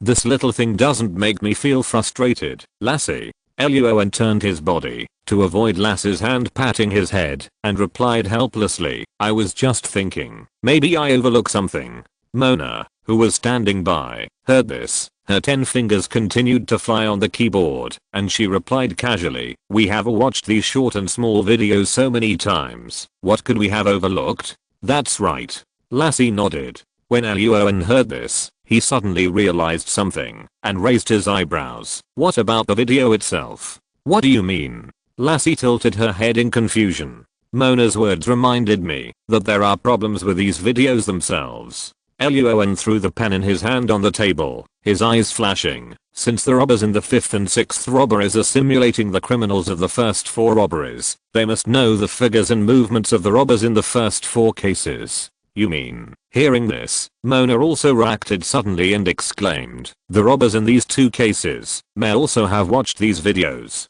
That's right. Luo An clapped his hands, nodded heavily, and then said, but except for the 3rd robbery, the videos of the other 3 robberies are too short and there is no need to check them, so these 2 imitators must have checked the complete video of the robber's crime recorded by the hidden camera in the 3rd robbery. Lassie also reacted at this time and exclaimed, the robber is among the witnesses in the 3rd robbery, not necessarily the witness himself. Luo An grabbed the list on the desk and said seriously, we have always paid more attention to the witnesses at the crime scene, but ignored their family members, relatives, and friends.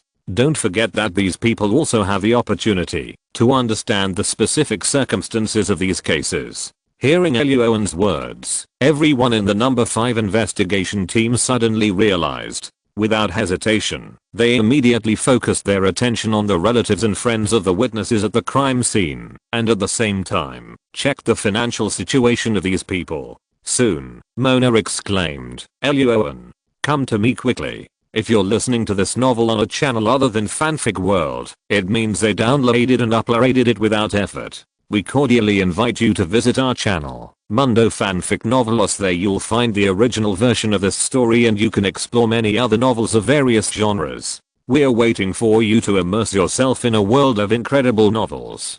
Chapter 96, Arrest of the Suspect. Hearing this, Luo An quickly moved closer to Mona. On Mona's computer screen was the identity information of one of the account managers named Namit in the bank, involved in the 3rd bank robbery. The so-called account manager is another type of salesperson who recommends deposits, loans, and other businesses to customers. When the 3rd robbery occurred, Namit happened to be in an office on the side of the bank hall, recommending a certain financial product to an elderly man. After briefly reading Namit's information, Luo An tilted his head and asked, what's wrong with this person? This Namit's wife has a younger brother.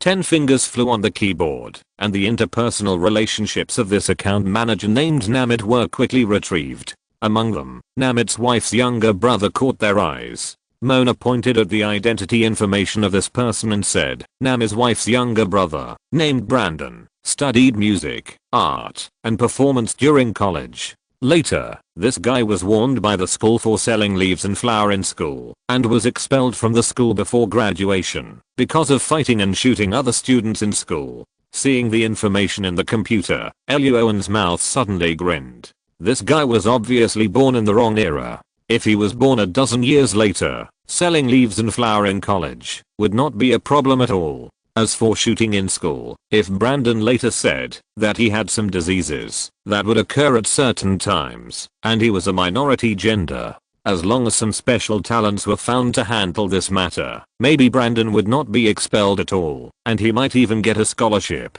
This guy has the acting experience you mentioned before, so I checked his relationships. Mona continued to explain, when the 5th and 6th cases occurred, Namit was working in the bank and had no time to commit crimes, so he would not be one of the robbers. So I started to check Brandon's relatives and friends, and I found that this guy named Delano grew up with Brandon. But Delano did not go to college. Instead, he joined the army after graduating from high school. Later, for some unknown reason, he left the army and returned home. Since returning home, Delano has been in prison for 6 times for drunken assault and 2 times for drunk driving. He was just released from prison some time ago. Seeing this information, Luo An narrowed his eyes slightly. After the incident, the FBI only copied a surveillance video from the hidden camera, and the bank itself still has the surveillance itself. As Namit's manager, it is not difficult to secretly copy a surveillance video after the FBI and NYPD left. This Brandon and Delano can get the surveillance video through Namit. That's right. Lassie and Mona nodded in unison. Luo An carefully checked the information in the computer for a while, touched his chin and asked, are there any other information? We can't directly lock them with these things alone. After all, they are all indirect evidence. Yes. As soon as Luo An finished speaking, Mona nodded, her fingers flying on the keyboard, and then pointed to the new information that appeared in the computer and said, "There is an ice cream shop in this Delano's home, which almost went bankrupt some time ago. But recently, these ice cream shops suddenly began to suspend business and renovate the shops without bank loans, without selling to others, and without accepting capital injections from others. Not only that Brandon recently replaced the car with a new one in full, which he could not afford at all with his financial level. It is also easy to launder money in ice cream shops." Seeing the photo of Brandon buying a new car in the computer, and the smiling face in the photo of Delano's identity information, Luo An nodded, without hesitation, and immediately got up, and went to the equipment warehouse, and said to Lassie at the same time, "Notify SWAT, we will go, and have a chat with these two talents now." The operation was divided into 3 groups. Mona was responsible for arresting the account manager Namit, Lassie was responsible for arresting Brandon, and Roan was responsible for arresting Delano. The 3 of them were supported by SWAT team members. According to the credit card records, Delano held a party at home today, and Brandon also went to attend, so Lassie and Roan went to Delano's house together. The black SUV was speeding on the road. Lassie, who was sitting in the passenger seat, touched the seat belt on her chest, tilted her head, and looked at Roan, who was still wearing a plate vest, stun grenade and extended magazine. After taking a deep breath, Lassie asked, "Roan, can you drive a little slower? Bulletproof vests can't help you resist the damage caused by car accidents. Trust my driving skills, Lassie." Roan turned the steering wheel and drove the SUV into the next intersection, grinning at the same time, "And there are still a few hours before we get off work. Hurry up and catch the robbers, and get off work quickly. Don't leave today's things until tomorrow. This is a correct concept of life." Hearing Roan's words, Lassie's mouth twitched. Just as she was about to say something else, Roan parked the car directly on the side of the road, turned around and smiled at her. "Okay, we're here, Lassie.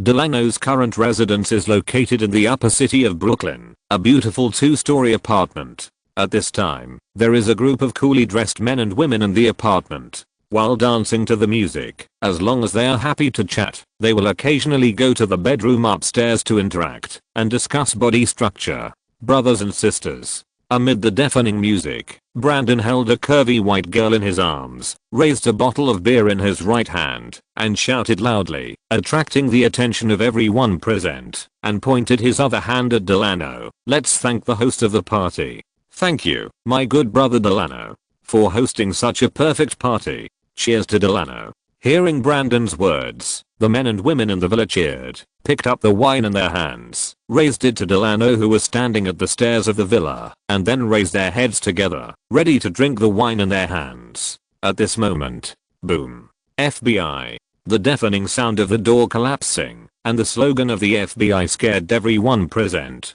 When they all turned their eyes to the direction where the sound came from, the fully armed SWAT team members had already rushed into the villa with weapons in hand and surrounded everyone present. For a moment, the young girls present showed everyone how high the human voice could reach. Luo An, fully armed, entered the hall of the villa. Seeing this scene, he picked up a flower pot by the wall without saying a word and smashed it to the ground. Bang! The sound of the flower pot being smashed attracted the attention of the men and women present. Luo An saw this, and his mouth corners were hooked down. He shouted loudly with a cold face, "This action has nothing to do with most of you. Don't get hurt because of your own reckless movements. Now, men stand on the left, women stand on the right, other genders stand in the middle." When they cast their eyes on Luo An, some of the girls who were still showing off their voices hurriedly stopped singing. The remaining girls who were still showing off their voices were pulled by their companions, and then they looked at Luo An's face carefully and stopped showing off their voices instantly. After hearing Luo An's words, these girls were more active than the men present, and they ran to the right side of the living room closer to Luo An. Lassie, who was standing behind Luo An, saw this scene and snorted in displeasure. She pushed Luo An aside and asked the men in the living room, "Where is Brandon?" The people who were already very confused about why the FBI raided here were stunned when they heard Lassie's words, and then they all cast their eyes on Brandon. who was hiding in the corner of the crowd, lowering his head and trying to hide his presence. Good. After praising the good brothers in the living room, Lassie pulled Brandon out of the crowd, took out handcuffs and handcuffed him. Seeing so many guns in the hall of the villa, although Brandon drank a little too much, he hesitated for a while and still did not dare to resist. But he began to yell that the FBI was arresting people randomly, and he had done nothing. Luo An saw this without any nonsense and asked coldly, "Where is Delano?" When Brandon heard this, a trace of panic flashed in his eyes, but he still pretended to be calm and shook his head and said, "I don't know." Everyone in the hall looked around, but did not see Delano. At this moment, several SWAT team members came down from the second floor with several men and women wearing only jackets and shorts, shook their heads, and said to Luo An, "We didn't find it upstairs." Several fully armed SWAT team members also came up from the basement stairs at this time and shook their heads. "We didn't find it in the basement either." Lassie frowned when she heard this. They were outside the villa just now, and clearly heard the shouting of this group of people. Chapter 97 The 56th robbery case solved. Luo An did not hesitate, turned around and walked to the outside of the villa, looked at the SWAT team members who were responsible for surrounding the villa and asked, "Did anyone rush out just now?" No. The SWAT team members who were responsible for surrounding the outside of the villa patted their chests and guaranteed that no one had left the villa just now. Okay. Luo An nodded, looked at the villa for a few seconds, turned back and said in a deep voice, "Send a police dog here." "No problem." The SWAT team members nodded and turned away immediately. Inside the villa, Lassie was contacting the NYPD police, asking them to send a few patrol officers to help and take a simple record of the men and women in the villa. Seeing Luo An re-enter the villa, Lassie briefly chatted with the other party, promised to meet at the hotel tonight, and then hung up the phone and walked to Luo An and asked in a serious voice, "Delano is not in the villa. What should we do next?" Hearing the faint female voice before the phone was hung up, Luo An's mouth twitched. Taking a deep breath, as if nothing had happened, Luo An pointed to the villa and said, "This villa is very likely to have a hidden room, and Delano may be hiding there now. This is the memory of the last raid on the Hyena gang, and it brings an idea to own." Okay. Lassie raised her eyebrows, and just as she was about to say something else, a SWAT team member walked in with a black police dog. Seeing this, Roan didn't waste any time, and walked into the master bedroom upstairs with the police dog. He opened the closet, and pulled out a shirt, and put it on the nose of the police dog for it to smell. "Find the owner of this clothes." Woof. After smelling the shirt, the black police dog barked loudly a few times, turned around twice on the spot, and immediately rushed out of the room. Roan and Lassie followed the police dog, only to see the police dog rushing downstairs quickly, circling the living room a few times, and then running straight to the garage, connected to the villa. Woof, woof, woof. In the southwest corner of the garage, the black police dog howled at the closet in the garage. "Well done." Luo An rubbed the police dog's head with a smile on his face, and then carefully checked the closet, turned around and said, "It's a wooden closet on the surface, but the bottom layer is actually metal." Hearing this, Lassie did not hesitate, and immediately turned around and left with the police dog. "I'll go find the tools right away." After a long time, the men and women in the villa were all recorded their statements by several patrol officers who came here temporarily. Brandon, who had been shouting that he was wronged, was also escorted back to the number 5 investigation team by 2 SWAT team members and handed over to William and others for interrogation. Buzz buzz buzz. In the garage, golden sparks burst around the closet, and a SWAT team member was holding a cutting machine, cutting a square around the closet. A few minutes later, the SWAT team member slowly stopped the cutting machine, turned around and made an okay gesture to Luo An and Lassie who were standing aside. "Okay, thank you for your hard work." Seeing this, Luo An smiled and nodded to the other party. After the SWAT team members left the garage with the cutter, Luo An didn't waste any words, took out the Glock 18 and stood on the left and right of Lassie on both sides of the cut square. The two looked at each other and counted to 3. Luo An didn't hesitate and kicked the cut square in. At the same time, the moment the metal door was kicked open, Luo An also threw a stun grenade inside. Bang! The next second after the stun grenade exploded, Luo An rushed into the hidden room behind the metal door in a fighting posture and extremely quickly. In the hidden room, Delano, whose face was a little red because of drinking, had a briefcase in his arms and was hunched over, holding a pistol, hiding on the side of the door. The sound coming from the cutter was torture for Delano every second. When he heard the voice of the FBI just now, he ran here immediately. Because here not only are there guns, money and other supplies that he prepared in advance, but Delano also plans to hide here for a while, and after the FBI leaves the villa, he will find a way to escape with the money. But what he never expected was that this group of FBI actually used police dogs without martial ethics and found this hidden room so quickly. But Delano didn't panic at first because he had a pistol. Delano felt that if the other party broke in directly, he might have a chance to hold the other party hostage and then find a temporary solution later. What he didn't expect again was that before the other party entered the room, he actually threw a stun grenade. Damn FBI. Delano cursed the moment he saw the stun grenade. Bang. After the stun grenade exploded, Delano suddenly felt dizzy and his internal organs hurt. His eyes and ears felt as if they were pricked by needles. He almost fainted. But after feeling someone breaking into the room, he still forced himself to collapse to the ground. He trembled and raised his right hand holding the pistol, preparing to pull the trigger in the direction of the door. Luo An's reaction speed was faster than his. When he broke into the hidden room, he noticed Delano hiding in the corner at the first time, and also noticed the pistol in the other's hand. So when he saw that the other party had collapsed on the ground and was ready to shoot, Luo An did not hesitate. His face turned cold. He decisively raised the Glock 18 and pulled the trigger at the other's two arms. Bang, bang, bang, bang. Luo An. Hearing the gunshots from inside, Lass's face suddenly changed. The next second, a scream that did not belong to Roan came from the hidden room. Delano, who was shot twice in each arm and bleeding, appeared in front of Lassie. Lassie breathed a sigh of relief when she saw this and directly took out handcuffs and handcuffed Delano's still bleeding hands behind his back.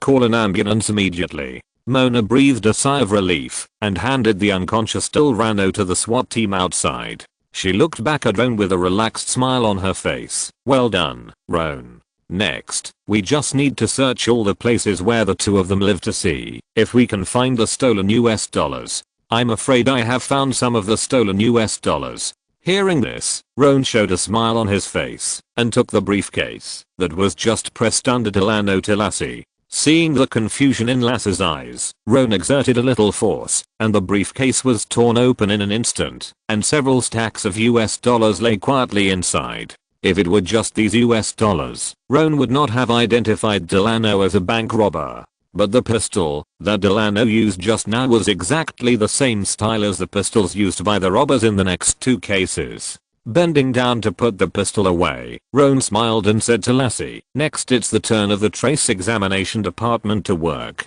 Well done, Roan.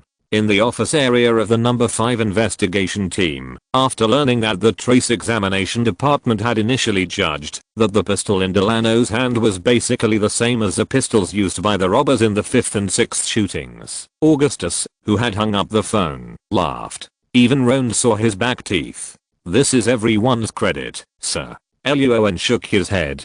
Although he was the one who led the case and provided the overall idea this time, all the detectives of investigation team number 5 had exerted their abilities throughout the process. Of course. Augustus nodded. He liked people like Luo An who knew how to share the credit. Patting Luo An on the shoulder, Augustus announced loudly in front of the surprised eyes of the detectives. Next week, everyone's bonus will be doubled. At the same time, I will apply to my superiors for a day off for you. Hearing this, everyone in investigation team number 5 exclaimed in unison. Just as they were about to applaud happily, Augustus suddenly gasped. But the premise is that you can also catch the bank robbers who committed the previous 4 robberies this week. What? Upon hearing this, everyone in the number 5 investigation team's faces all fell. Augustus chuckled and was about to say something else when Agent William, who was previously assigned to participate in the interrogation of the robber Brandon, suddenly came over and said in a deep voice, "Everyone, after the interrogation just now, Brandon has admitted that he was the robber in the last 2 cases. But in order to get a reduced sentence, he said that he knew who the robbers were in the first 4 robberies." Upon hearing this, the agents in the number 5 investigation team were stunned at first, and then they all turned their eyes to Augustus. Augustus. Chapter 98, The Truth from the Robbers and New Clues. PFFT. Seeing the frozen expression on Augustus' face, Lassie beside him couldn't help laughing out loud. Roan was different. After all, he had received special training, and no matter how funny something was, he would not laugh out loud. Standing aside, Roan grinned, revealing a sunny smile on his face, but he didn't make any sound. "You." Seeing Augustus turn his eyes to him, Roan immediately put away the smile on his face as soon as the other party opened his mouth, and nodded seriously. "Okay, sir, I understand. I will go to interrogate Brandon now." Seeing Roan, who was tall and straight, walking towards the interrogation room with Lassie covering her mouth, Augustus opened his mouth and finally tilted his head to glare at William, snorted coldly and walked back to the team leader's office. William stood there, looking confused, in the interrogation room. At this time, Brandon, who was handcuffed to the chair, had an ugly face and kept rubbing his fingers. "Looks like you've sobered up." Sitting on the chair, Roan nodded with satisfaction. Seeing that Lassie had prepared a notebook, he coughed and said, "Brandon, you said before that you knew the identity of the robbers in the previous cases. Now you can tell me." After catching Brandon and Delano, Roan and Lassie not only found US dollars and a pistol from Delano, but also found some US dollars hidden in the safe when searching Brandon's house, as well as a mobile phone of the same model as the 2 robbers. In addition, when the 5th and 6th cases occurred, Brandon and Delano could not provide an alibi. These evidences were enough for the FBI to convict them. What's more outrageous is that the eyes, who didn't know where they got the news from, also jumped out and expressed the hope that the FBI could hand these 2 people over to them. The reason is simple: these 2 people didn't pay taxes after robbing the bank. Fortunately, Vereen's was there to take care of it, otherwise Roan really didn't know how weird this matter would develop later. "Okay." Brandon took a deep breath and said in a deep voice, "Let me first talk about the 2 cases. Namit, the account manager of the bank, had a failed marriage before marrying Brandon's sister. Because of this marriage, Namit had to pay alimony to his ex-wife and children every month. This money has always been a headache for Namit. After the 3rd robbery, Namit found that if he followed the operation of this gang of robbers, the success rate of robbing the bank was very high. After thinking for a long time, Namit finally found Brandon with the video. At this time, Brandon had no job and was always short of money. After watching the video, Brandon hesitated for several hours and finally nodded and agreed. But Namit had a big belly, and the gap between his appearance and the 2 robbers was a bit big. So Brandon thought of his good brother who had just been released from prison and was also short of money, Delano. After Delano learned about this, he agreed more decisively. After watching the video in the morning, he went to buy black clothes, black pants and other props in the afternoon. "Stop, Brandon." Hearing Brandon say that Namit was the real mastermind of the last 2 cases, Luo An's eyebrows immediately raised. What a good brother-in-law. But he didn't dwell on this topic anymore. Anyway, they would interrogate Namit later. The reason why he interrupted Brandon was because the other party was getting more and more biased. Luo An picked up a pen and knocked on the table and said with a serious face, "I just want to know one thing now, that is, who are the robbers of the first 4 robberies?" "Okay.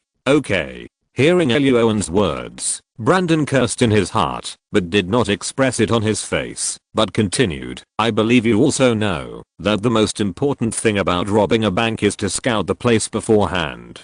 According to Brandon, the scouting was done by Delano. If he went to scout the place in person, there was a high probability that the police would find him when they checked the surveillance later. So after thinking for a while, Delano decided to find a few female reporters he was familiar with.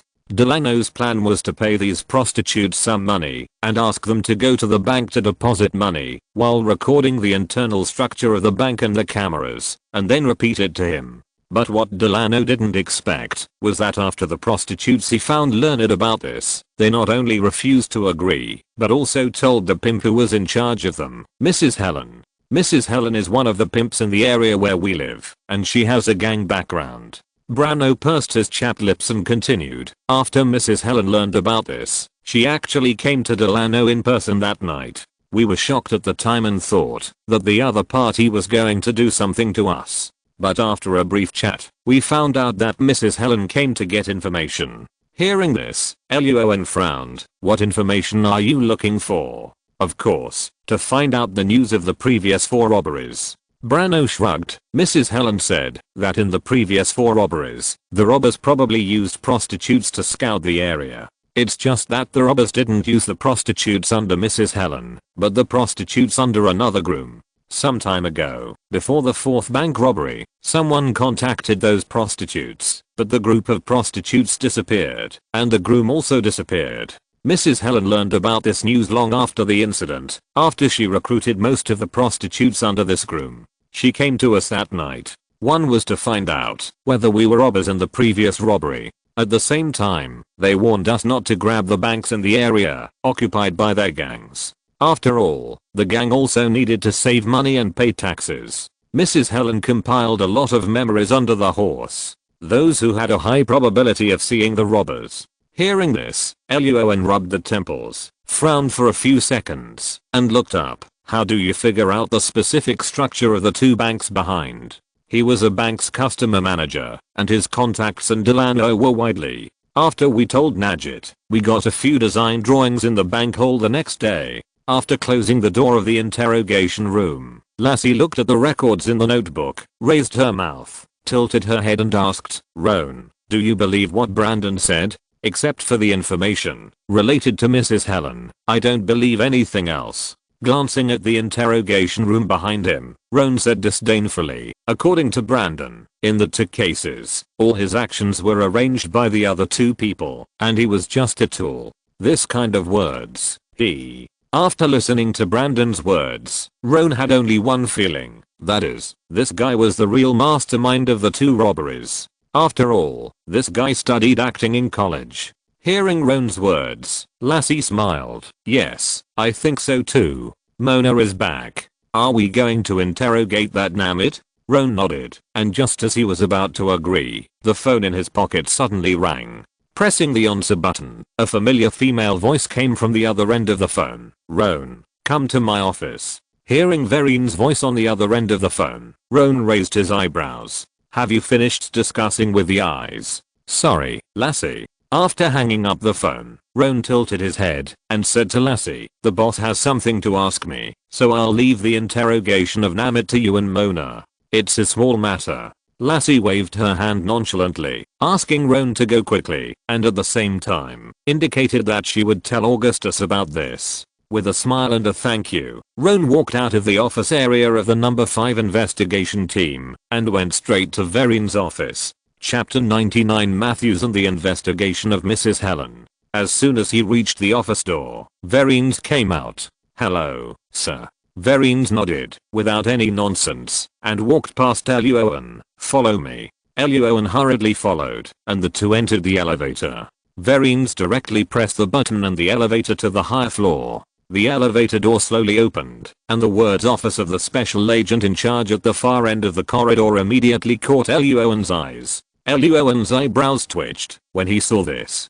Before he could say anything, Verines had already walked out of the elevator quickly, went straight to the special agent in charge's office, and knocked on the door. Wait a minute. A somewhat hoarse middle-aged male voice came from the office. Luo An saw Verines standing at the door waiting, and he decisively stood beside her. Soon, the office door was opened, and a person who made Luo An unexpected appeared in front of Luo An. Hello, sir. Matthews, who was wearing a black suit and had a team leader badge on his chest, walked out of the office and greeted Verines with a smile. But the moment he saw Roan behind Verines, the smile on Matthews' face suddenly froze. Verines nodded, without replying, and strode directly into the office. Roan did not enter without receiving instructions, but tilted his head to look at Matthews, with a smile on his face. Good afternoon, Sir Matthews. Matthews heard the words and his mouth twitched. He didn't understand why Roan was here. He was just a small agent. How many levels lower than the special agent's supervisor? There must be a special reason for him to be here. Thinking of the special reason, Matthews' heart trembled. Could it be because of the serial bank robbery case? But then Matthews shook his head. It was less than 3 days since the case was handed over to the number 5 investigation team. What clues could be found in such a short time? Did Vereen's drag Roan to see Special Agent in charge Corbett? Could it be that a mistake was made during the investigation? Thinking of this, Matthews' eyes suddenly lit up. Before he could speak, the next second Vereen's unique cold voice came from the office. Good afternoon, sir. In that serial bank robbery case, my agent Roan Greenwood has already caught one of the robbers. But the Eyes Group was involved in this, and I'm here to report this matter this time. Hearing this, Matthews, who had a light in his eyes, instantly shrank his pupils, and the expression he looked at Roan was full of disbelief. Roan didn't say anything, but the smile on his face became more warm. Colbert, who was sitting in the chair and looked a little dazed, was stunned when he heard what Verena said. Then he put down the pen in his hand, looked up and asked in confusion, "Caught one of the robbers? What does this mean? Let Roan Greenwood explain the details to you." Verena shook her head and said that the case was led by Roan Greenwood, and it would be more appropriate for him to explain the matter. After taking a deep look at Vereen's, Corbett closed the folder on the table, leaned back, and nodded. "This Roan Greenwood is here. Let him in." Vereen's nodded, turned her head to look at the door, and saw Matthews still standing there, and frowned. "Matthews, let Roan in. Remember to close the door when you leave." Matthews. Without waiting for Matthews to answer, Roan, who was standing at the door, simply adjusted his suit, raised the corners of his mouth, showed a sunny smile, walked in front of Matthews, and whispered, "Please make way, Chief Matthews, the chief is calling me in."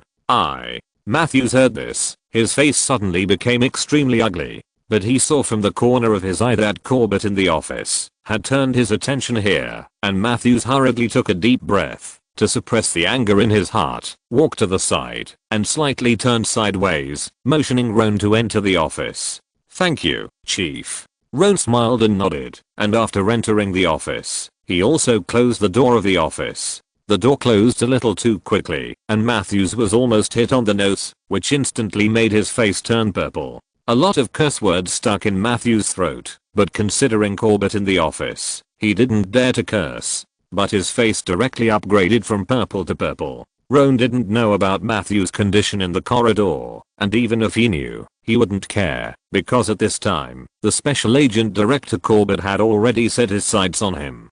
"Hello, sir. I'm Roan Greenwood, an official agent of the number 5 investigation team." Walking to the desk, beside Verenus, Roan smiled and greeted Corbett neither humbly nor arrogantly. Seeing Roan's tall figure and handsome face, the slight dissatisfaction in Corbett's heart disappeared instantly, and a slight smile appeared on his face. He asked directly, "Tell me about the case in a brief way." "Okay, sir." Roan nodded, without any nonsense, and handed the case to the number 5 investigation team. He then narrated the efforts of everyone, the speculation about the case, and the arrest process to the other party.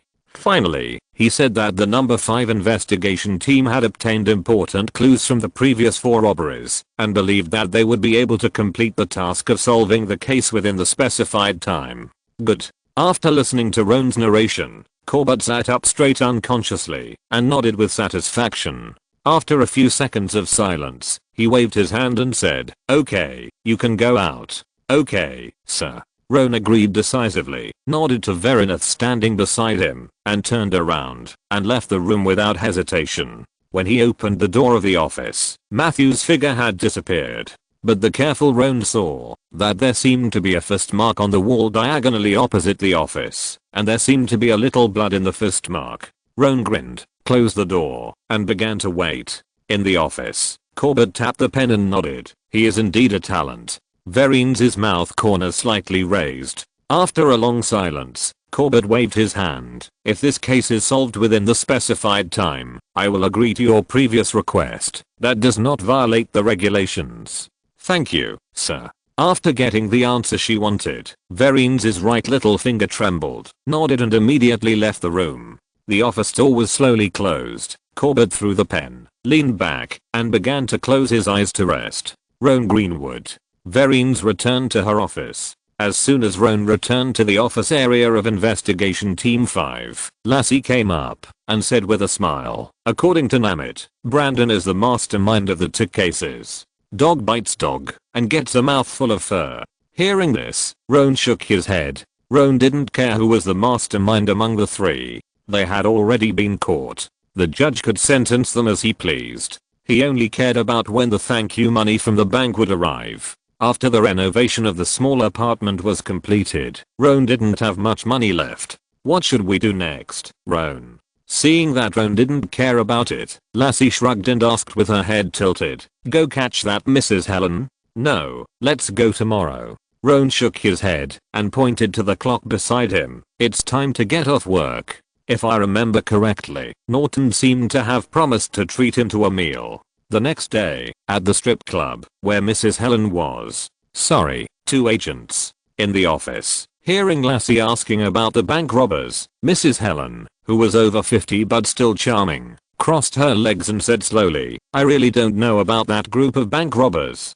You have found the wrong person. Are you sure? Hearing this, Lassie narrowed her eyes slightly, and Roan sat aside with his head down and said nothing. He was checking the rewards the system had issued yesterday. Chapter 102 Clues. After get off work yesterday, at Norton's strong invitation, Luo An bought some small gifts and drove to Norton's house for dinner. The food for the family dinner was ordinary, but the atmosphere was warm. Agent Norton has a wife who works in a private clinic and a lovely little daughter. They also welcomed Luo An's arrival. Yesterday's experience system gave Luo An an excellent evaluation, and a total of 4 bottles of potions were prescribed, including 2 antidote potions and 2 night vision potions. Luo An really likes the antidote potion. This thing is like the hemostatic potion that he has been thinking about, but has not been prescribed recently. It is very useful at critical moments.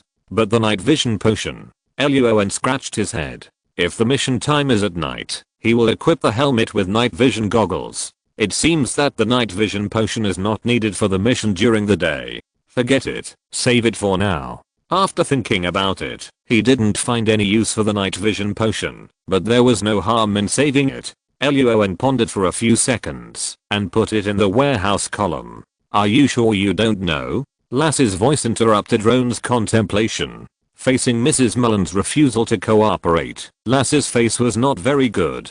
I'm sorry, two agents, I really. Mrs. Mullen still shook her head. She was just a simple strip club owner and really didn't understand what the FBI said. Very good.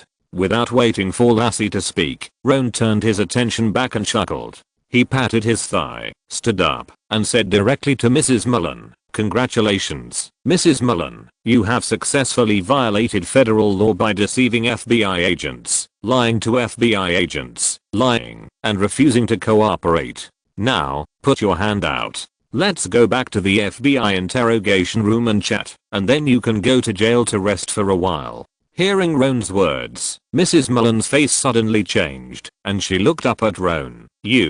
We don't care about the affairs of the journalists, and we don't want to care about these trivial matters, okay? Seeing the other party's changed expression, Roan first laughed and said that those jobs belonged to the NYPD, and he didn't want to steal their jobs. Then Luo An put away his smile instantly and said in a cold voice, we just want to arrest the bank robbers now. We have received some information that some of your reporters have seen the bank robbers, so we found you today. If you don't cooperate, we will search this strip club again and again. I hope that all your business here is legal and compliant, and you have no connection with the gang. Otherwise. Hearing Luo An's words, and seeing the coldness on Luo An's face, Mrs. Merrin's face changed again and again.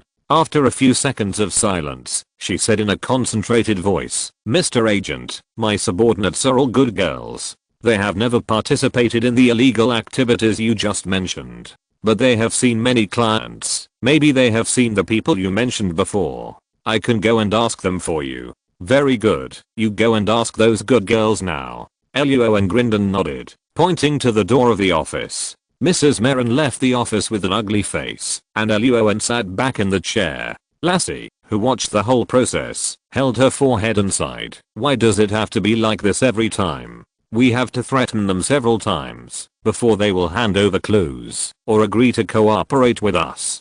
Can't these people be more straightforward? No way. Who made us the FBI? But they are not clean. Luo An spread his hands when he heard this. The two sides are in an antagonistic relationship. It is normal for them to be worried and afraid and not to agree to them directly. It is not that no FBI agent has encountered people who directly pulled out guns to resist. Now it is only 2005, which is still better. It is still possible to threaten gang members with words. After more than 10 years, when technology has greatly improved, and that group of inexplicable organizations have begun to rise in the United States, ordinary FBI agents will have to carry high-definition portable law enforcement recorders like police officers when they go out to perform investigation tasks. Otherwise, even if the FBI agents catch the criminals, there will be program errors in the law enforcement recorders, and the criminals will have a little chance to turn the tables. The famous Simpson murder case in the United States was because the Los Angeles police were suspected of illegal evidence collection and other procedural errors, which resulted in a lot of evidence being unusable, and Simpson was eventually found not guilty.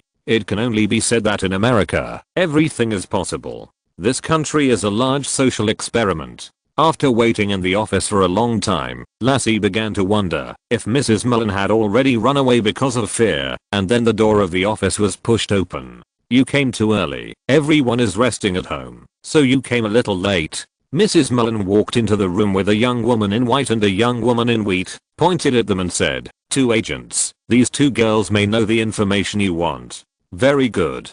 Luo An nodded, motioned the two women to sit down, and then turned his eyes to Lassie. Seeing this, Lassie did not hesitate, and immediately briefly introduced the time when the first robbery occurred, and then asked, "Before that, did someone want you to scout the bank?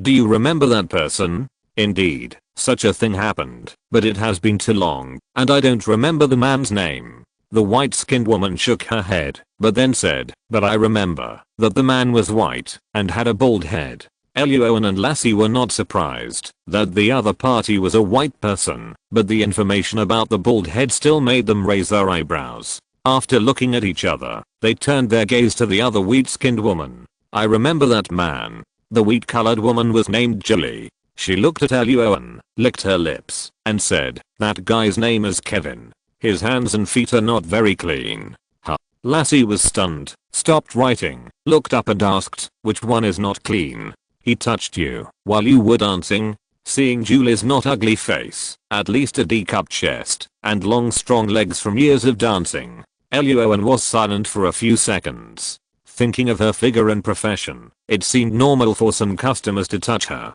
After all, the quality of some American people. Lassie's eyes stayed on Julie's chest and thighs for a few seconds, and she also thought of this. Don't get me wrong, two agents. Seeing the eyes of the two, Julie rolled her eyes and said unhappily, "I'm not talking about him hitting me, but I saw him stealing things." The dirty hands and feet that Julie said were referring to the day when she was about to get off work. She saw Kevin somehow appear in their dressing room plus locker room and secretly took some tattoo stickers. Tattoo stickers? Lassie was shocked when she heard Julie's words, and then immediately turned her gaze to Luo An beside her and whispered, "Luo An, I remember." That's right. Luo An knew what Lassie wanted to say. In the second case, a witness saw the tattoo on the robber's right wrist. So Luo An immediately straightened up and asked with a serious face, "Do you remember the specific appearance of the tattoo?" Of course. Julie nodded, lifted the short skirt on her thigh, revealing the snake-shaped tattoo on the root of her thigh. Many dancing girls find tattoos painful, or they don't want others to know that they are in this business because of tattoos. So in addition to finding someone to draw a tattoo, they will more often put on some tattoo stickers. After all, it costs money to find someone to draw a tattoo, and tattoo stickers are cheaper. These snake-shaped tattoo stickers are part of our regular batch. Fouquet. Seeing the snake-shaped tattoo, that was exactly the same as the robber's, Lassie immediately cursed in a low voice. Luo An did not hesitate, and immediately stood up and said, "Girls, come back to the FBI building with me now." I need you to describe the appearance of this bald white man in your memory and make a simulated portrait of him. End of this chapter. Thank you very much for reaching the end. Don't forget to like. Looking for more exclusive content and immediate access? Subscribe to our Patreon. Remember, every like, subscription, or donation encourages us to continue. Thanks to everyone. See you in the next video.